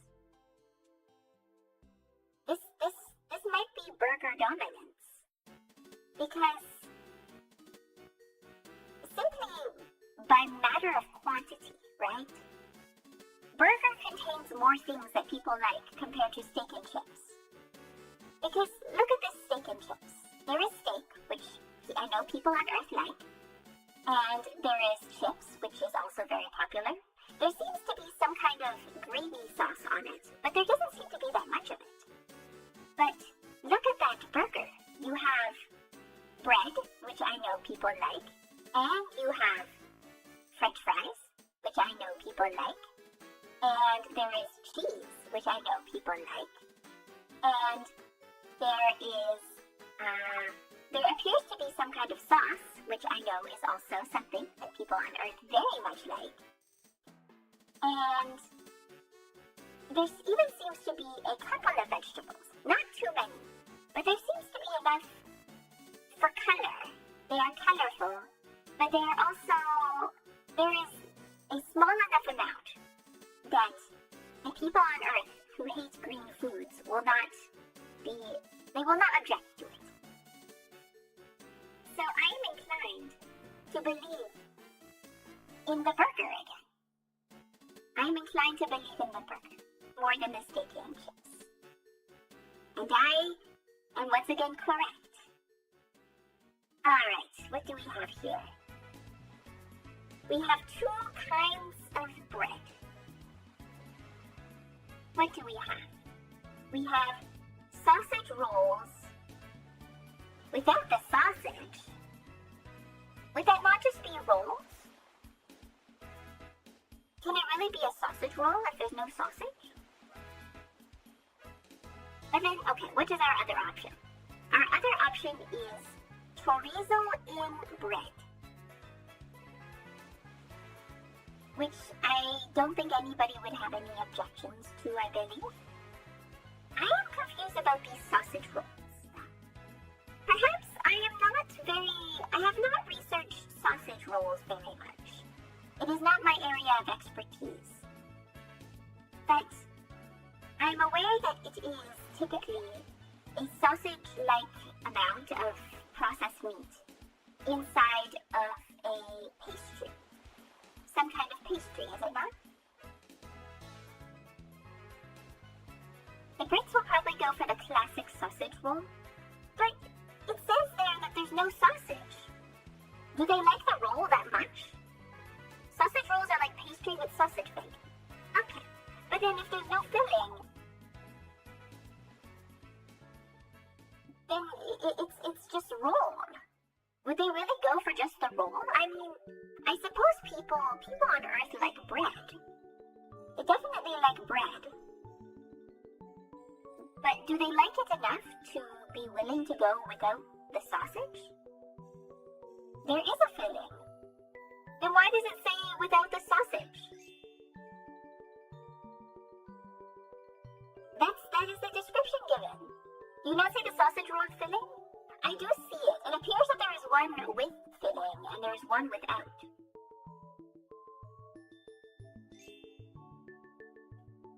But I also know that the chorizo in bread appears to be a much nicer color, though. I am inclined to pick the chorizo, actually. Because it is there is red and orange.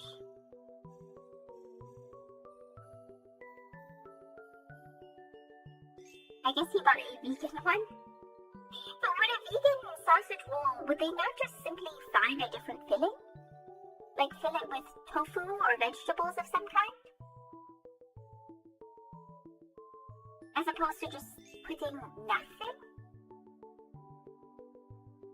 Because I know that even people who are vegetarian on Earth, they still have to eat something. There's probably some problem with the sausage extruder. A defect, I see. But still, I am inclined to choose the chorizo. I am inclined to do that.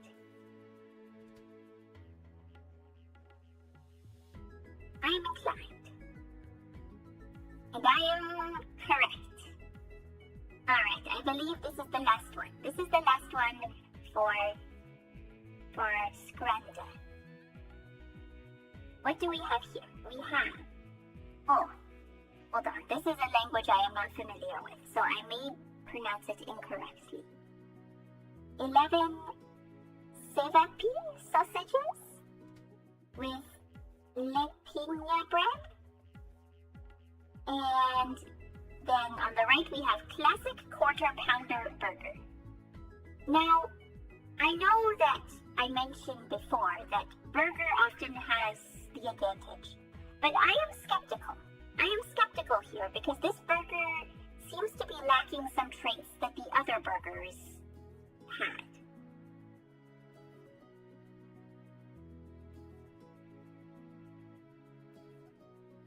Humans enjoy their grilled meat cylinders. Very true, very true. Sevapi all day, every day. I am inclined to agree. I am inclined to agree. Simply because this burger, this seems to be lacking some of the traits that people liked in the other burgers. For instance, perhaps there are sauces or cheese and we simply cannot see it. But we can't see them. And this patty seems to be rather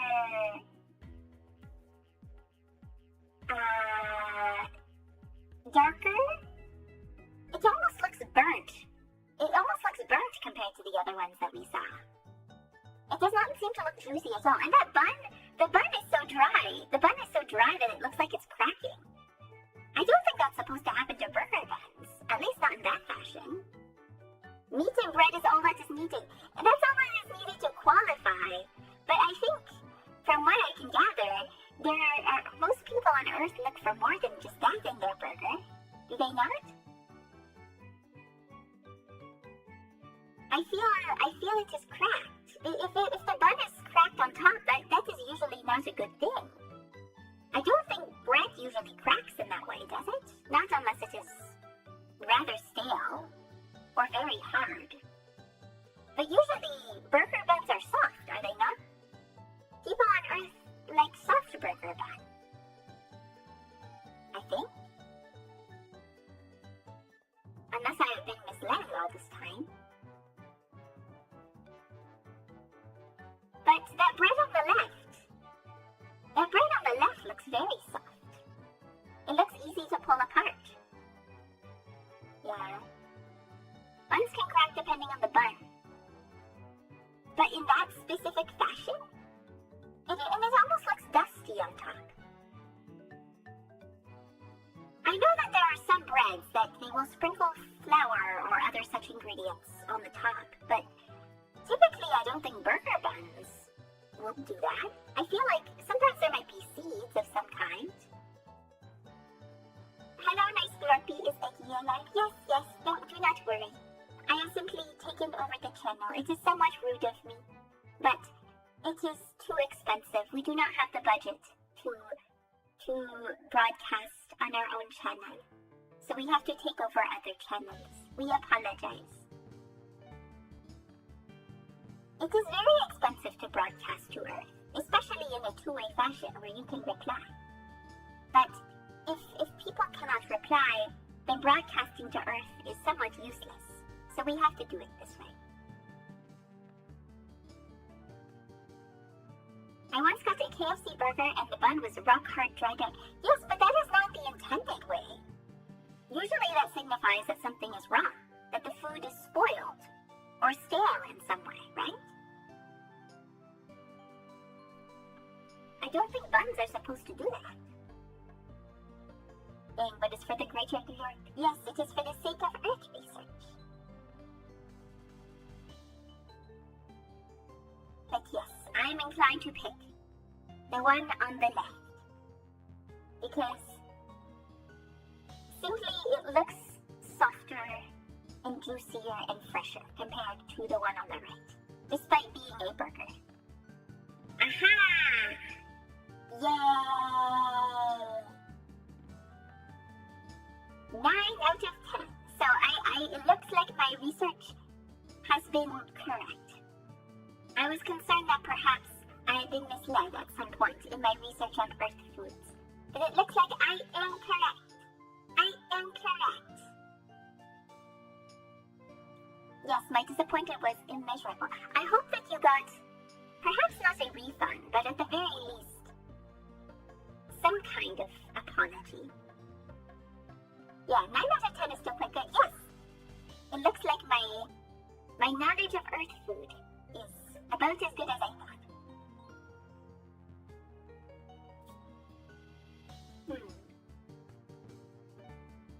Now, I think, one moment.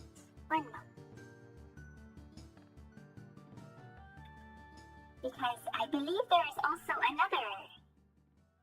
another game for foods that I would like to play. Oops, hold on. Earth technology! Oh, perhaps I need to make it bigger? Like so. Here we go. This is another game about Earth food. But this one might be a little more difficult. Because this one we have to know about recipes, we have to know about ingredients, and we have to know about different places. Now, I have not studied every place on Earth. There are different departments for different languages, but I can't be contacting them at all hours.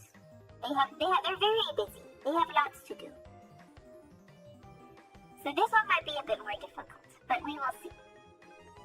At the very least, if it is difficult, it will be a learning experience. It will be valuable research. But let's see. What do we have here? Okay. So, perhaps, how do I make this visible to everybody? Oh goodness. Perhaps if I put all of you down here, would that be acceptable? For Earth technology. Perhaps I could make this bigger again.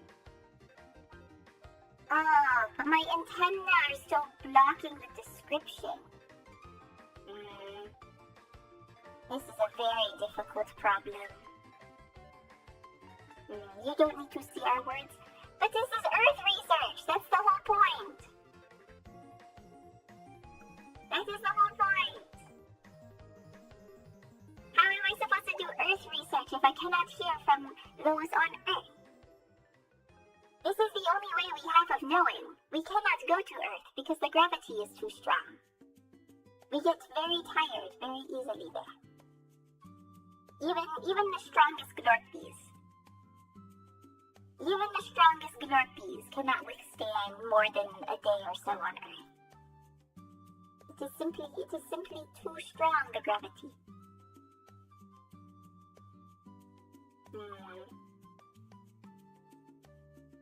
But let us see. Perhaps I will simply have to read out. Top right is slightly better than. You can just read out the ingredients. Okay, I will move it back.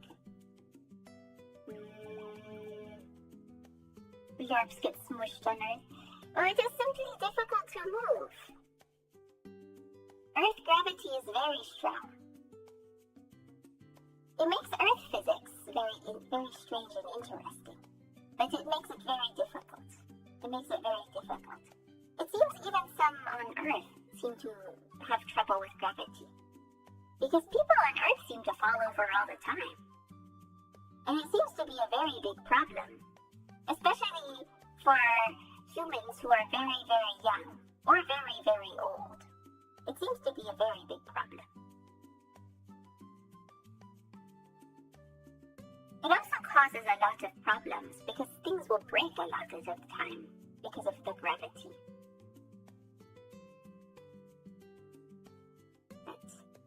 Alright, what are the ingredients here for this?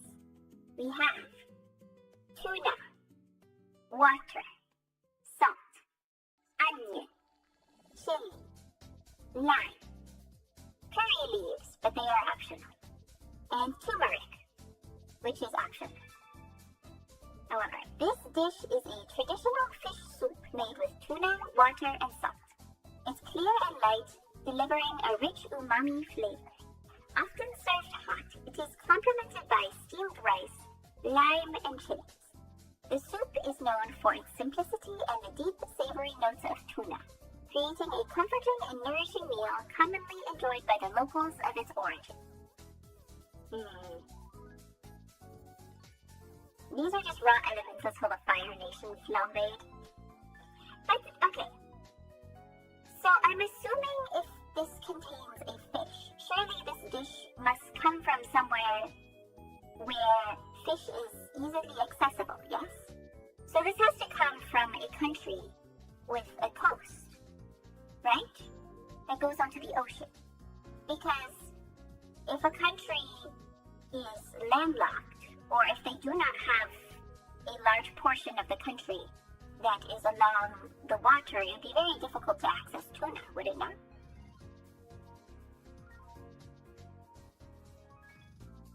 And I know that lime and chili they also only grow in certain parts of the world as well. So I know that is also true. I do find it a little bit strange. I suppose, I know the word umami comes from Japanese, but nothing about the soup strikes me as especially Japanese, based on my knowledge. Because I know in Japan, to my knowledge, chili and lime do not grow in Japan. Great globs in water, the pinnacle of X country's food. I mean, it is difficult sometimes. We can't, like I said, it is very difficult on Glorp planet to recreate Earth's foods.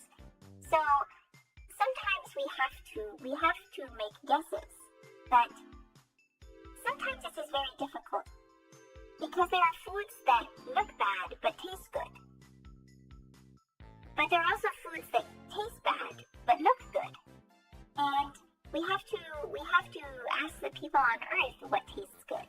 Because sometimes things that look good don't match the visual does not match the flavor. And that can be very confusing for glorpies. But let us see.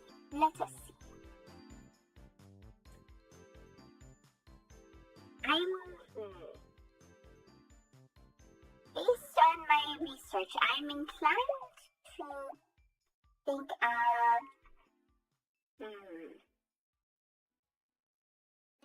where do chilies and limes typically grow? I'm inclined to guess somewhere in South America would be my estimate. But there are many countries in South America. So, to figure out which one may be difficult.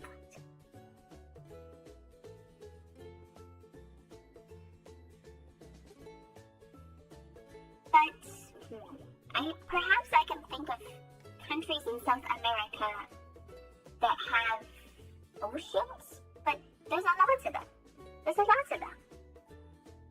Perhaps I need to guess one. I know this game lets you have multiple guesses, so perhaps I just need to guess one and then see where it takes me. Let's try... What borders on the ocean where tuna might be caught?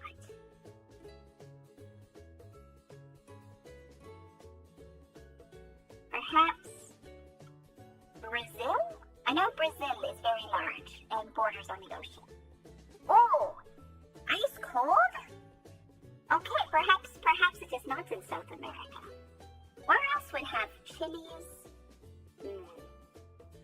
Chilies and lime. Perhaps I need to think more about the curry leaves and the turmeric though. Because, what is curry leaves? I know curry seems to be a very difficult food to research. It is a bit like dumplings. It's a bit like dumplings because everybody seems to have their own version of curry. They all seem to have sprung from the same place. I don't think it's quite like bread where everyone invented their own version. It seems to be it all came from the same place and then it spread around the world. But curry is eaten in many different places and everywhere seems to have their own version of it.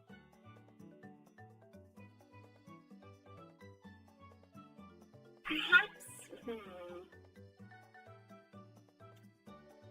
what else uses chili and lime quite a bit though? Perhaps, and it would have to be a country on the other side of the world from Brazil, I'm assuming. What about Vietnam? Maybe Vietnam? Ah, okay, we're closer. We're not very close, but we're closer. Something southwest of Vietnam. But like still kind of far away. But southwest.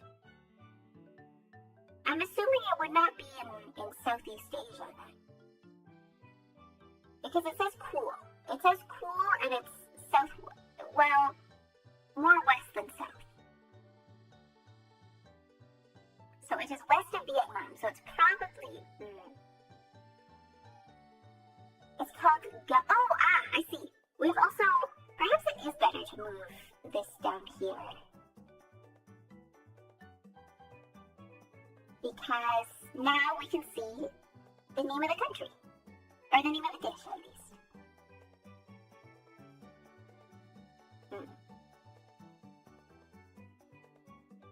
Because, okay, perhaps it is in Africa? Perhaps it is in Africa. I'm inclined to believe it would be in Africa. Because that is west of,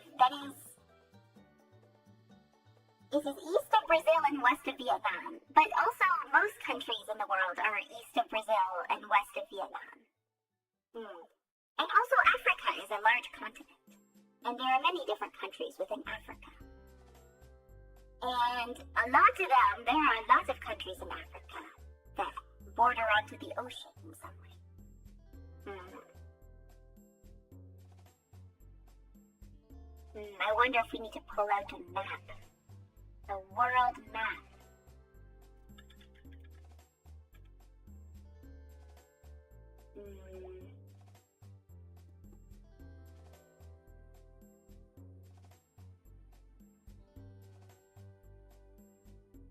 Let me find a good world map that's easy to use.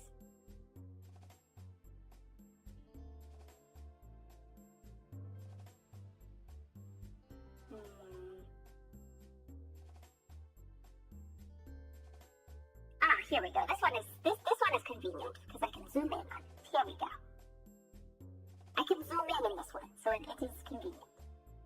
Because there are lots of countries in Africa that can that border onto the water, right?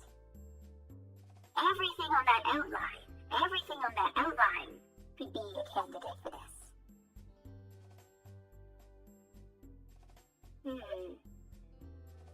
Perhaps it would be wise to simply pick one and guess it and hope for the best. Maybe we can use that as a point of reference. Yeah, if we use it as a point of reference, we may be able to figure it out from there. So let's try one. Let's try Gabon, I think. Let's try that.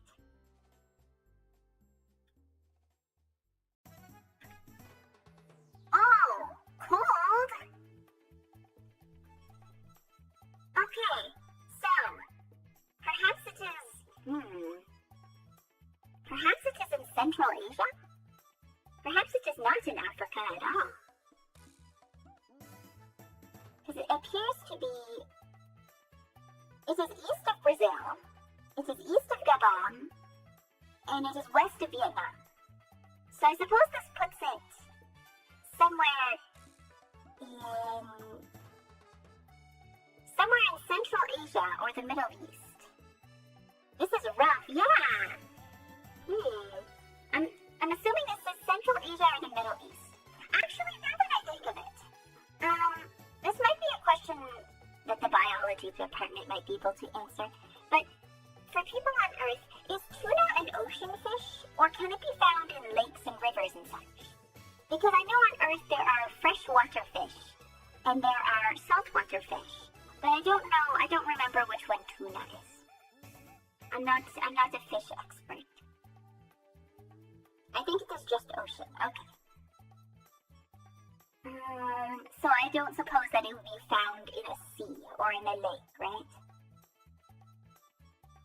So I suppose that anything that's landlocked, so something like the countries over here, would not have tuna. But let's see.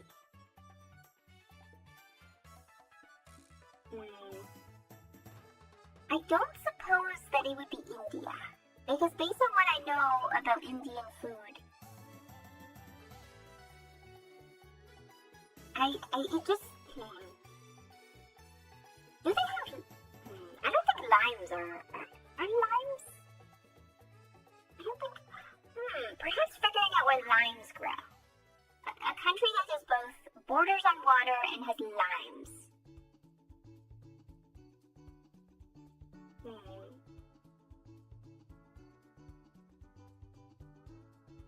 Perhaps it is, let's see. Okay, so for Vietnam it said cool, and for Gabon it said cold. So I'm inclined to believe that it is closer to Vietnam than it is to Gabon. So I feel like that would rule out most of the Middle Eastern countries.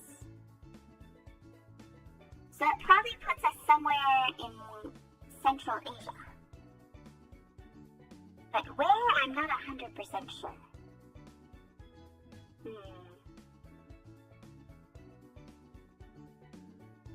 West of Vietnam.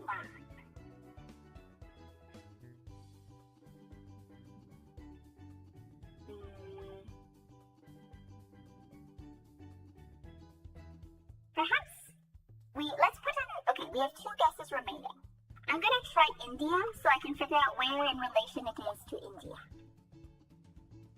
Okay, we're getting somewhere. So, we are warm, India is warm. I mean, in terms of weather, yes, but like also in terms of how close we are. And it is southwest of India, southwest but more south than west of India. So south of India, what is south of India? India is pretty far south, southwest. Is it the Maldives? Because I would say Sri Lanka is more southeast than southwest. Is it the Maldives? Maybe it is the Maldives. I guess we have nothing to lose here. If we get it wrong, it's still a learning experience. Maybe it's the Maldives. Let's try the Maldives. Correct! Yay! Garadia is a traditional Maldivian fish soup known for its simplicity and staple status in Maldivian cuisine. It primarily consists of tuna, water, and salt, with tuna being the fish of choice due to its abundance in the region. Right, because they are islands around the water. Yellowfin tuna, in particular, is commonly used. Preparation of garadia involves boiling fresh fish, commonly tuna, until it becomes tender and the flavors are well integrated into the broth. The fish is typically skinned and gutted before boiling.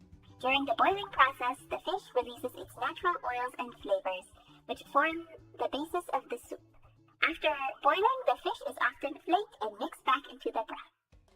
Garadia is often served with steamed or boiled rice, but it can also accompany Maldivian flatbreads such as roshi, similar to Indian roti. Accompaniments may include lime wedges, sliced onions, and fresh chili, which diners can add according to their taste preferences. Culturally, garadia is not just a dish, but a reflection of Maldivian reliance on the sea for sustenance. Its origins trace back to the seafaring communities who relied heavily on fish as a primary source of protein. Garadia is consumed daily in many Maldivian households and is valued for its nutritional content and ease of preparation. Garadia, despite its straightforward ingredients, plays a central role in the Maldivian diet. It highlights the island nation's connection to the sea and showcases traditional Maldivian cooking techniques focused on boiling and seasoning using minimal ingredients. The dish's basic preparation has remained consistent over time, preserving its traditional integrity. I see. This is, I think, a difficult one. This is a difficult one because I know sometimes there are foods that are associated with more than one country. But this one is only associated with one, which probably that makes it more difficult. But we got it right eventually, which is what is important. Next round. Okay. This one... this one seems like something that would have popped up in the previous game. Oh, we have multiple pictures.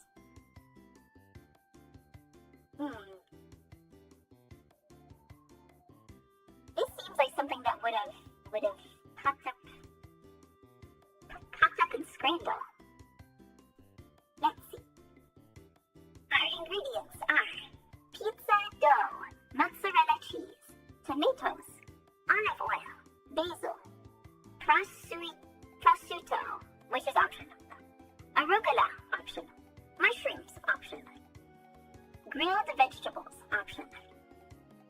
This dish is a delicious sandwich-like creation made from pizza dough, which is baked until golden, then sliced open and filled with various ingredients. Traditionally, it's stuffed with cured meat, mozzarella cheese, and fresh vegetables.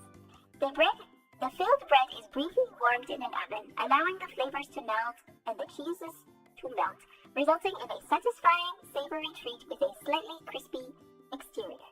Pizza burger. I was going to say, this seems like something that people on Earth would very much like. However, its place of origin feels like it feels like there are several places it could come from. Because pizza, I know, originates in Italy. But I know that making pizza in this manner does not seem like something that would be done in Italy usually. Wait a second, hold on. Perhaps this is Italy.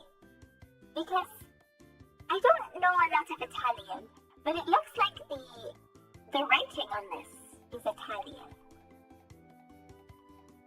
And definitely on this bottle is Italian.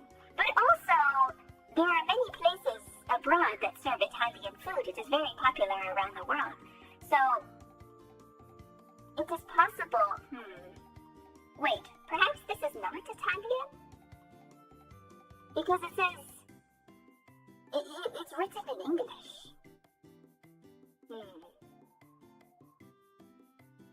Perhaps it is another country.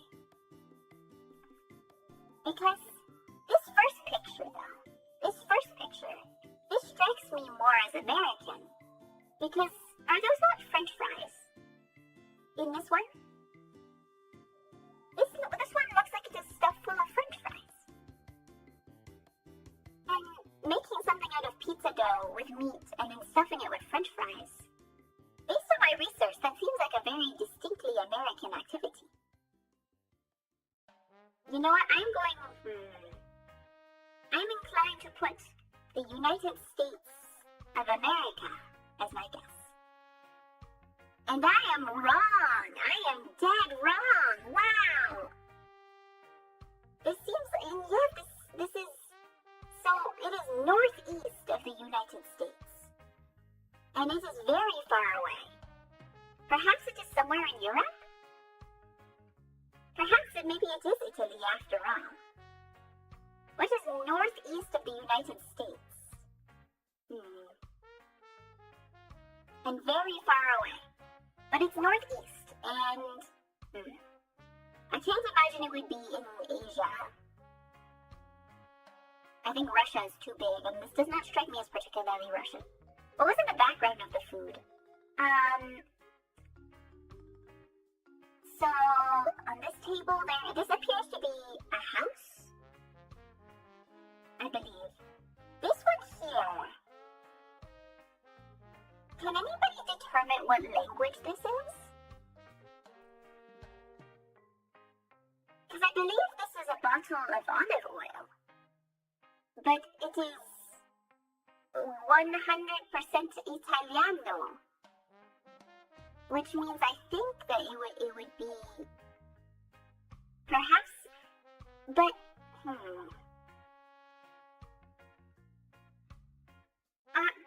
do people in Italy? I have not talked very much with the Italy team, the Italian research team.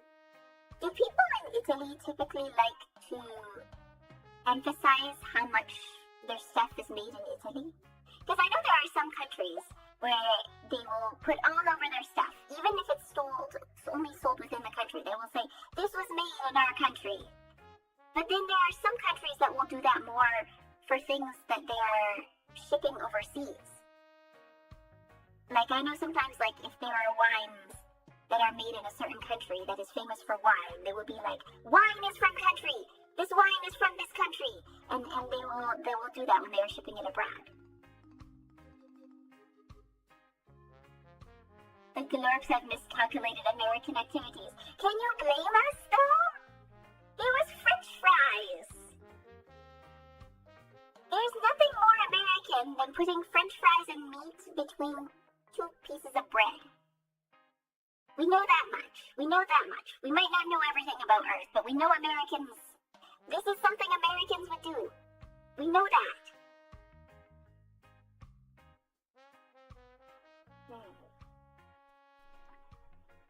I think it might be Italian because of the D between the words.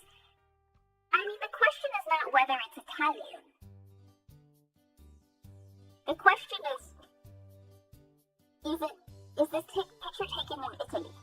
Because this is definitely Italian language on this bottle.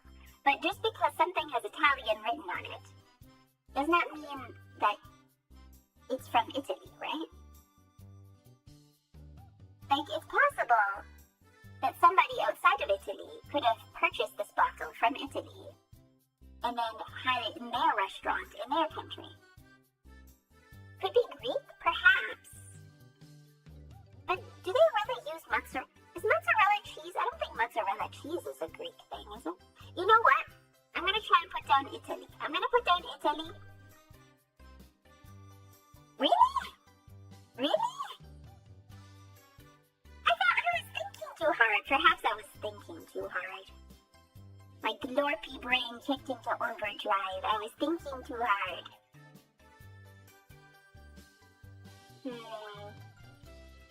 It's called a panuozzo. Panuozzo? I was thinking too hard. I thought they were trying to trick me. I saw the Italian bottle. I thought they were trying to trick me. Panuozzo is a traditional Italian dish originating from the Campania region, specifically from the town of Gragnano. Gragnano is renowned for its bread making and pasta production, benefiting from the quality of local wheat and favorable climate conditions for drying pasta.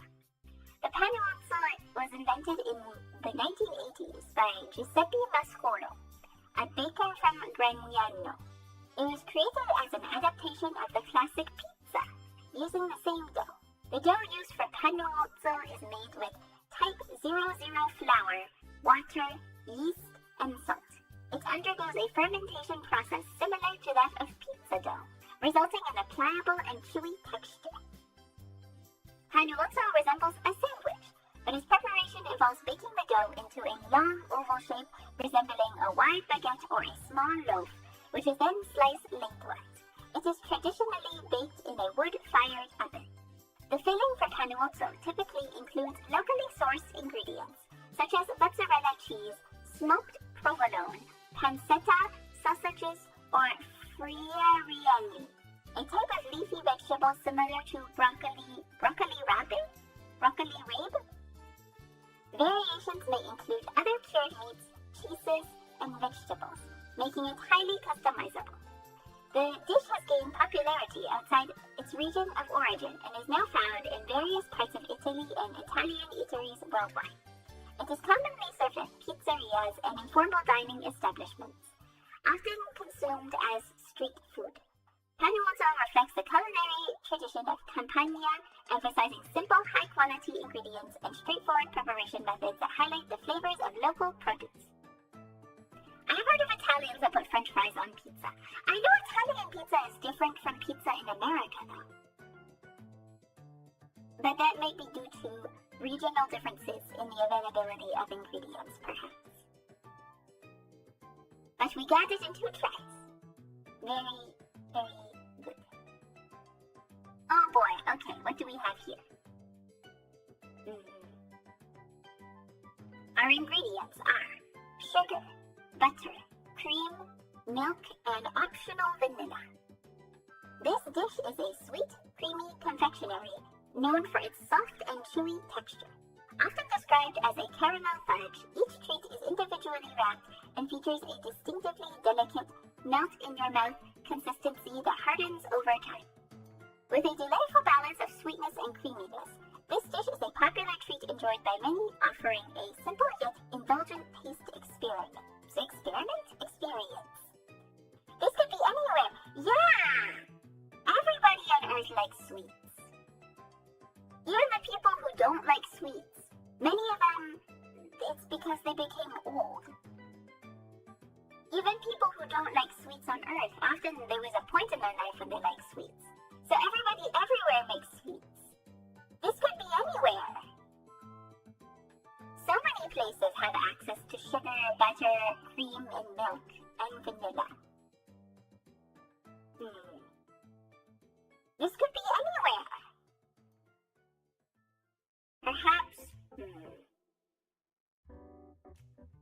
Perhaps it's somewhere in Europe?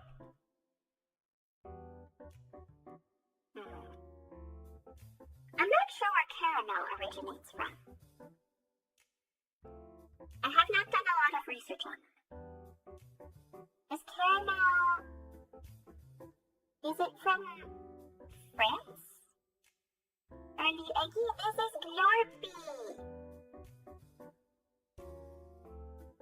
This looks like a grandma candy. Very true, I have heard about old people and their enjoyment of caramel and butterscotch. Although, I know those two things are similar, I'm not sure what the difference is.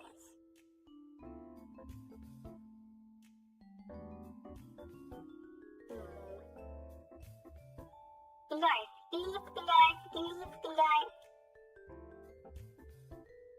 Perhaps, but I do not know what the origin of grandma candies is. Ah, thank you. On the behalf of the Eggy, whose channel this usually is. Thank you, Mixed Patch. Thank you.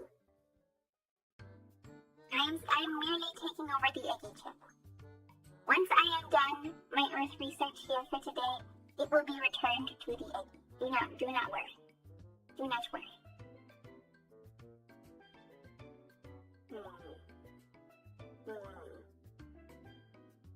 Perhaps this is...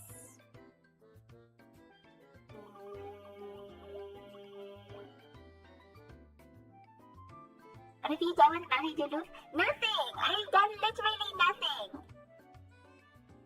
I have simply taken over her channel because she was not using it. Like I said, broadcasting on your own channel is very expensive. Broadcasting to Earth is expensive, but it's even more expensive if you do it on your own channel. So sometimes we have to hijack a different channel. And a small Twitch channel was all that was in the budget for now. I'm telling her, it's okay, she'll find out. I will send her an apology. I will send her an apology. Because I am polite. This is peaceful, glorpy society. I am polite.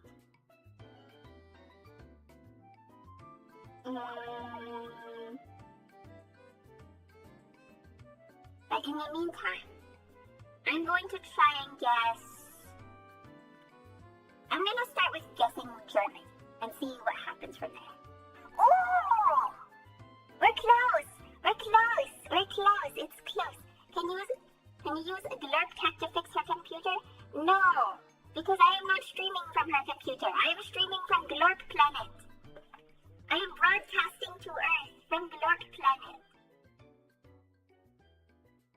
It is very difficult. I would not be able to fix her computer. Earth technology is somewhat different. Wow, this new girl is much better than the old one. No! Do not be rude to the Eggy. People on Earth can be so rude sometimes. Unbelievable. But that is what makes Earth very interesting. But can you use sci-fi to send new drivers? No, because the Earth computers work differently. That is why it is so expensive to broadcast to Earth. Not only do we have to broadcast from very, very far away, but we also have to broadcast to technology that is different. It is very difficult. It is a wonder we figured out how to make it this far. There has been lots of research involved. But let's see what borders on Germany. What borders on Germany? There are many countries that border on Germany. Let's see. It could be the Netherlands. It could be Belgium. It could be France. It could be Switzerland. It could be Austria. It could be the Czech Republic. Or it could be Poland.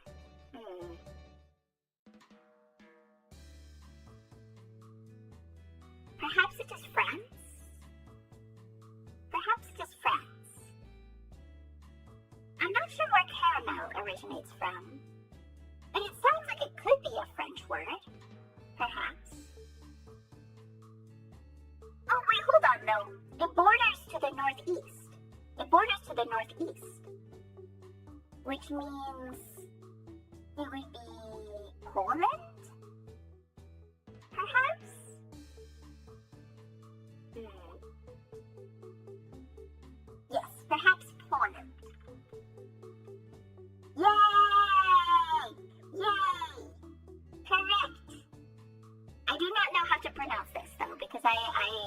never spoken to the Polish researchers before. I should probably do that.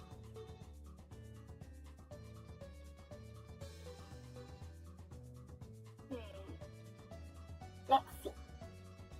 Kroki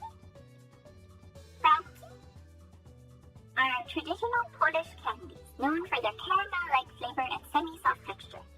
The name Kroki translates to little cows in English, likely due to the cow's image often found on the packaging and the milk-based ingredients in the confection. Little cows! Sometimes things on Earth are very cute. The exact origins of Kroki are not definitively documented, but they have been part of Polish confectionery since at least the early 20th century. The recipe typically includes milk, sugar, butter, and cream.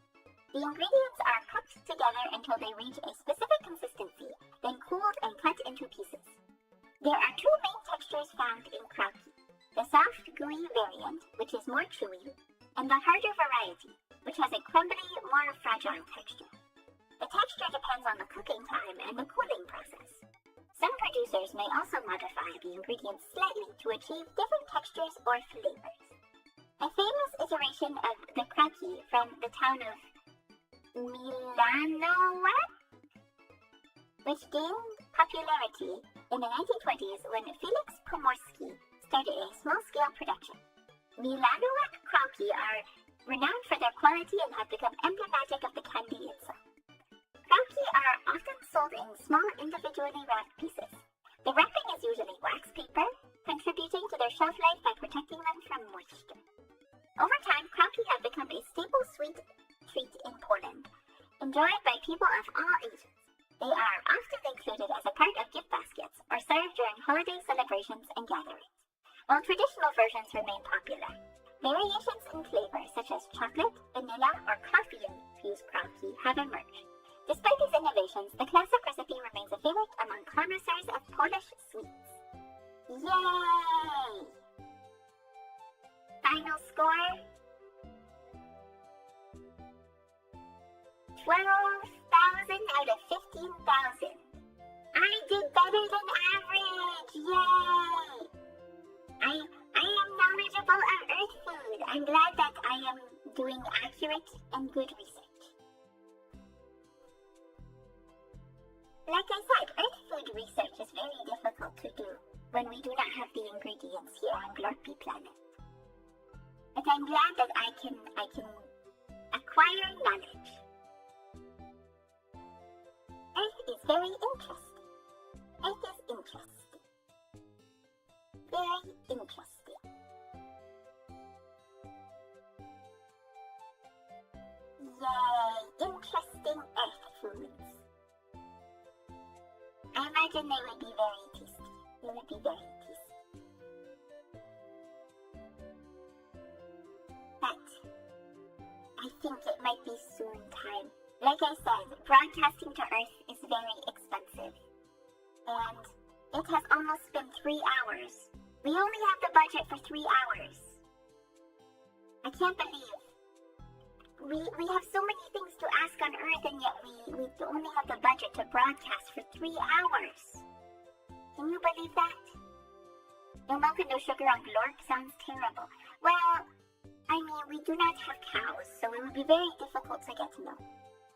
However, Glorpy scientists, in conjunction with the food research departments, have been trying to recreate things. So perhaps soon we will have Earth foods here. Maybe we will be able to have something close. I want to try cheese someday. I am very interested in cheese. I think it'd be very yummy. Oh, what else do I want to try? I am interested in tea. I am interested in cheese, and I'm interested in tea. I would like to try tea someday. Both black tea, because there are so many kinds of tea as well. Both black tea and also maybe matcha. I'm very interested. Do you have mammals? I think the classification for animals on Glorpy Planet does not quite match up with that of Earth, unfortunately. So, yes and no, I suppose. Yes and no.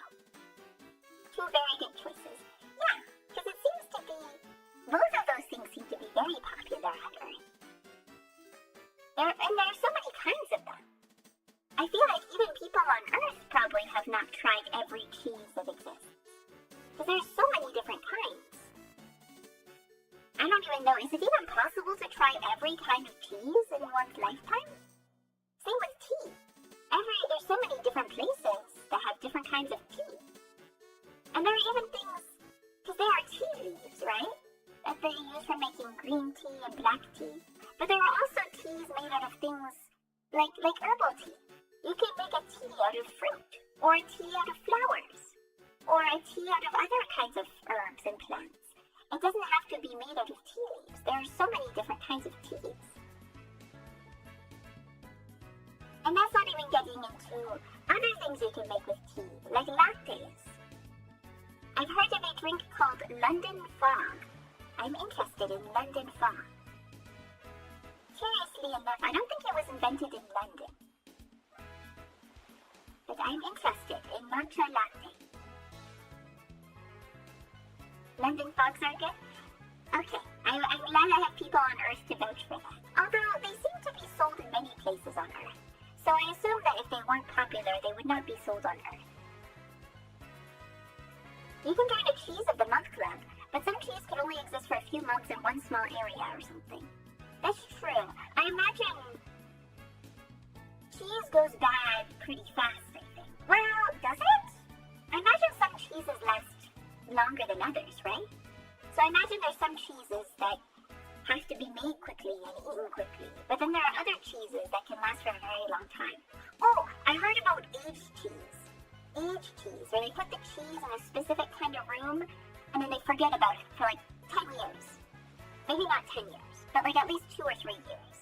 And then when they remember that the cheese exists, then it has a different flavor. It has a different flavor than it did when they first put it in there.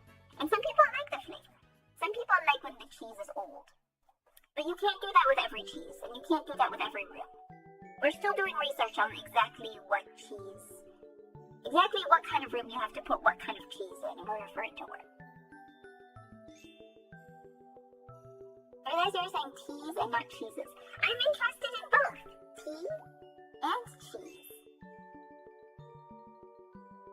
Perhaps I'm mispronouncing. Perhaps my glorpy accent is making it difficult to understand. I'm sorry.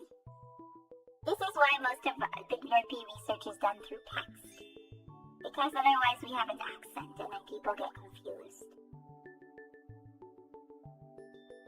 I've eaten some old cheese, I think a 6-year-old cheddar. Yeah, there are many old cheeses. Isn't there also, I heard about somewhere in America, there is cheese storage? They have a stockpile of cheese. I'm not entirely sure what for, but they have a big room somewhere that's just full of cheese. That I presume they would pull out in the case of a cheese emergency. I don't know what a cheese emergency would entail, but they have it.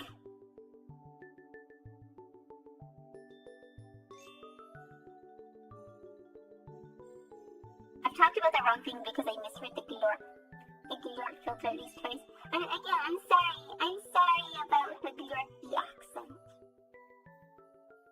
It is difficult to speak Earth languages sometimes. Gleep glorp. Gleep glorp. Now, how do I figure out how to end a broadcast on Earth? Because I believe the kind of broadcast that I'm doing, from what I've seen of the customs of this platform, it will typically end with redirecting to a different broadcast. Is this considered normal and also polite? I like the glorpy accent, thank you. As long as I can be understood, that is what is most important when talking to people on Earth, is to be able to understand them and also to be understood. Her antenna look like Piccolos from Dragon Ball? I I think that's just coincidence. There are many characters on Earth. There are many fictional characters that have antennae. I suppose people on Earth, when they write stories, they many times make characters that are based on animals or insects. And that's why they have antennae. It just so happens that glorpy have antennae too. Rating can be considered nice and potentially even good. Yes, I've heard it is very normal. It is very normal.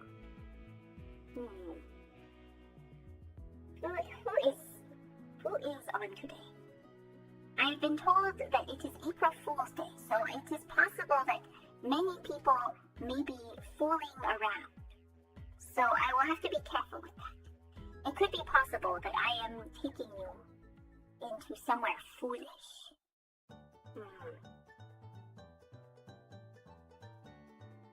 Eggy, I have submitted you to a VTuber wrestling competition.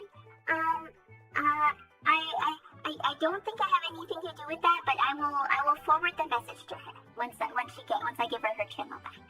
I will forward the message. I saw some people fooling around. Also, is the volume okay? It's a bit low. It's glorpy, okay? I'm broadcasting from space, okay? It is very difficult to broadcast from glorpy planet to Earth technologies. It is very difficult. I'm sorry if there are any difficulties. April Fool's streams are about. They're fooling around. I think it is very silly that there is a holiday where everybody makes fools of themselves. Ah, you are sleeping. You are sleeping? Sleeping. Fools. Fools. Let's see. Who is... Since it is polite to redirect, who can we redirect? Ah, I see a name who I saw earlier. There was somebody who came by earlier here in this online chat. Bodega Rat. Yes, I believe I saw this name here earlier. Perhaps we can redirect to Bodega Rat. Yes, I think that is true. We don't even need a holiday to make fools of ourselves. That is very true. But to have a holiday specifically dedicated to being foolish, I think is very silly. Humans on Earth do many terrible things, but they also do many silly things. It is a very interesting balance.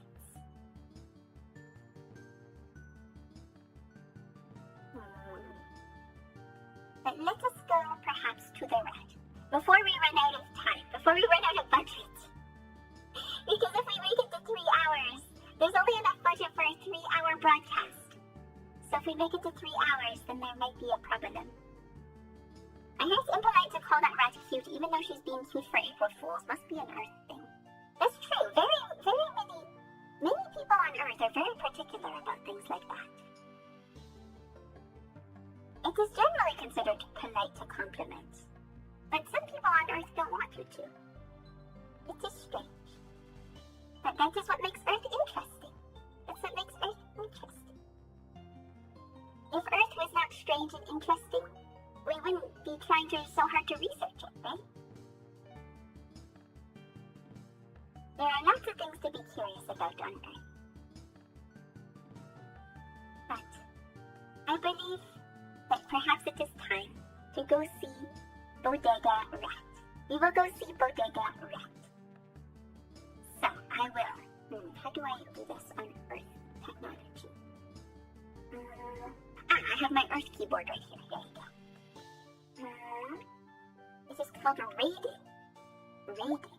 Very curious. I always thought raiding was a bad thing. Like, usually a raid is a thing people do during wars and such. But for some reason, this is considered polite on this broadcasting platform. Alright, what letters? B, O, Z, E, G. Oh, wait, no, only one G. Only one G. A. 2 R's. 2 R's. A, T.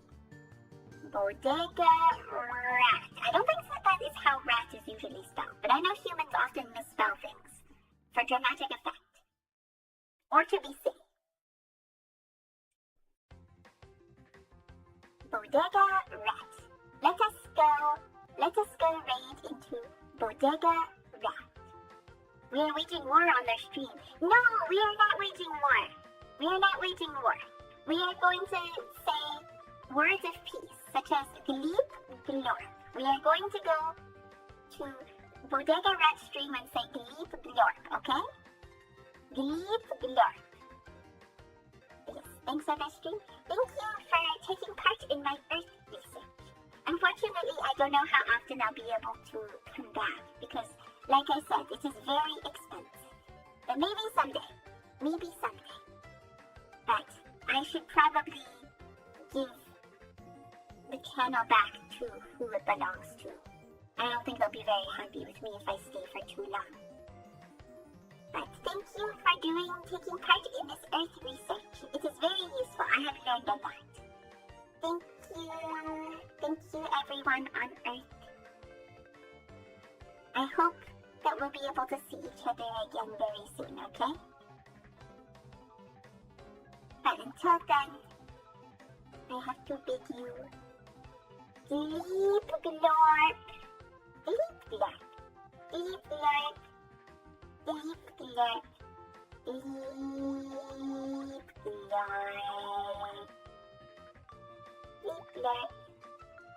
Goodbye. Goodbye. Gleep, glorp.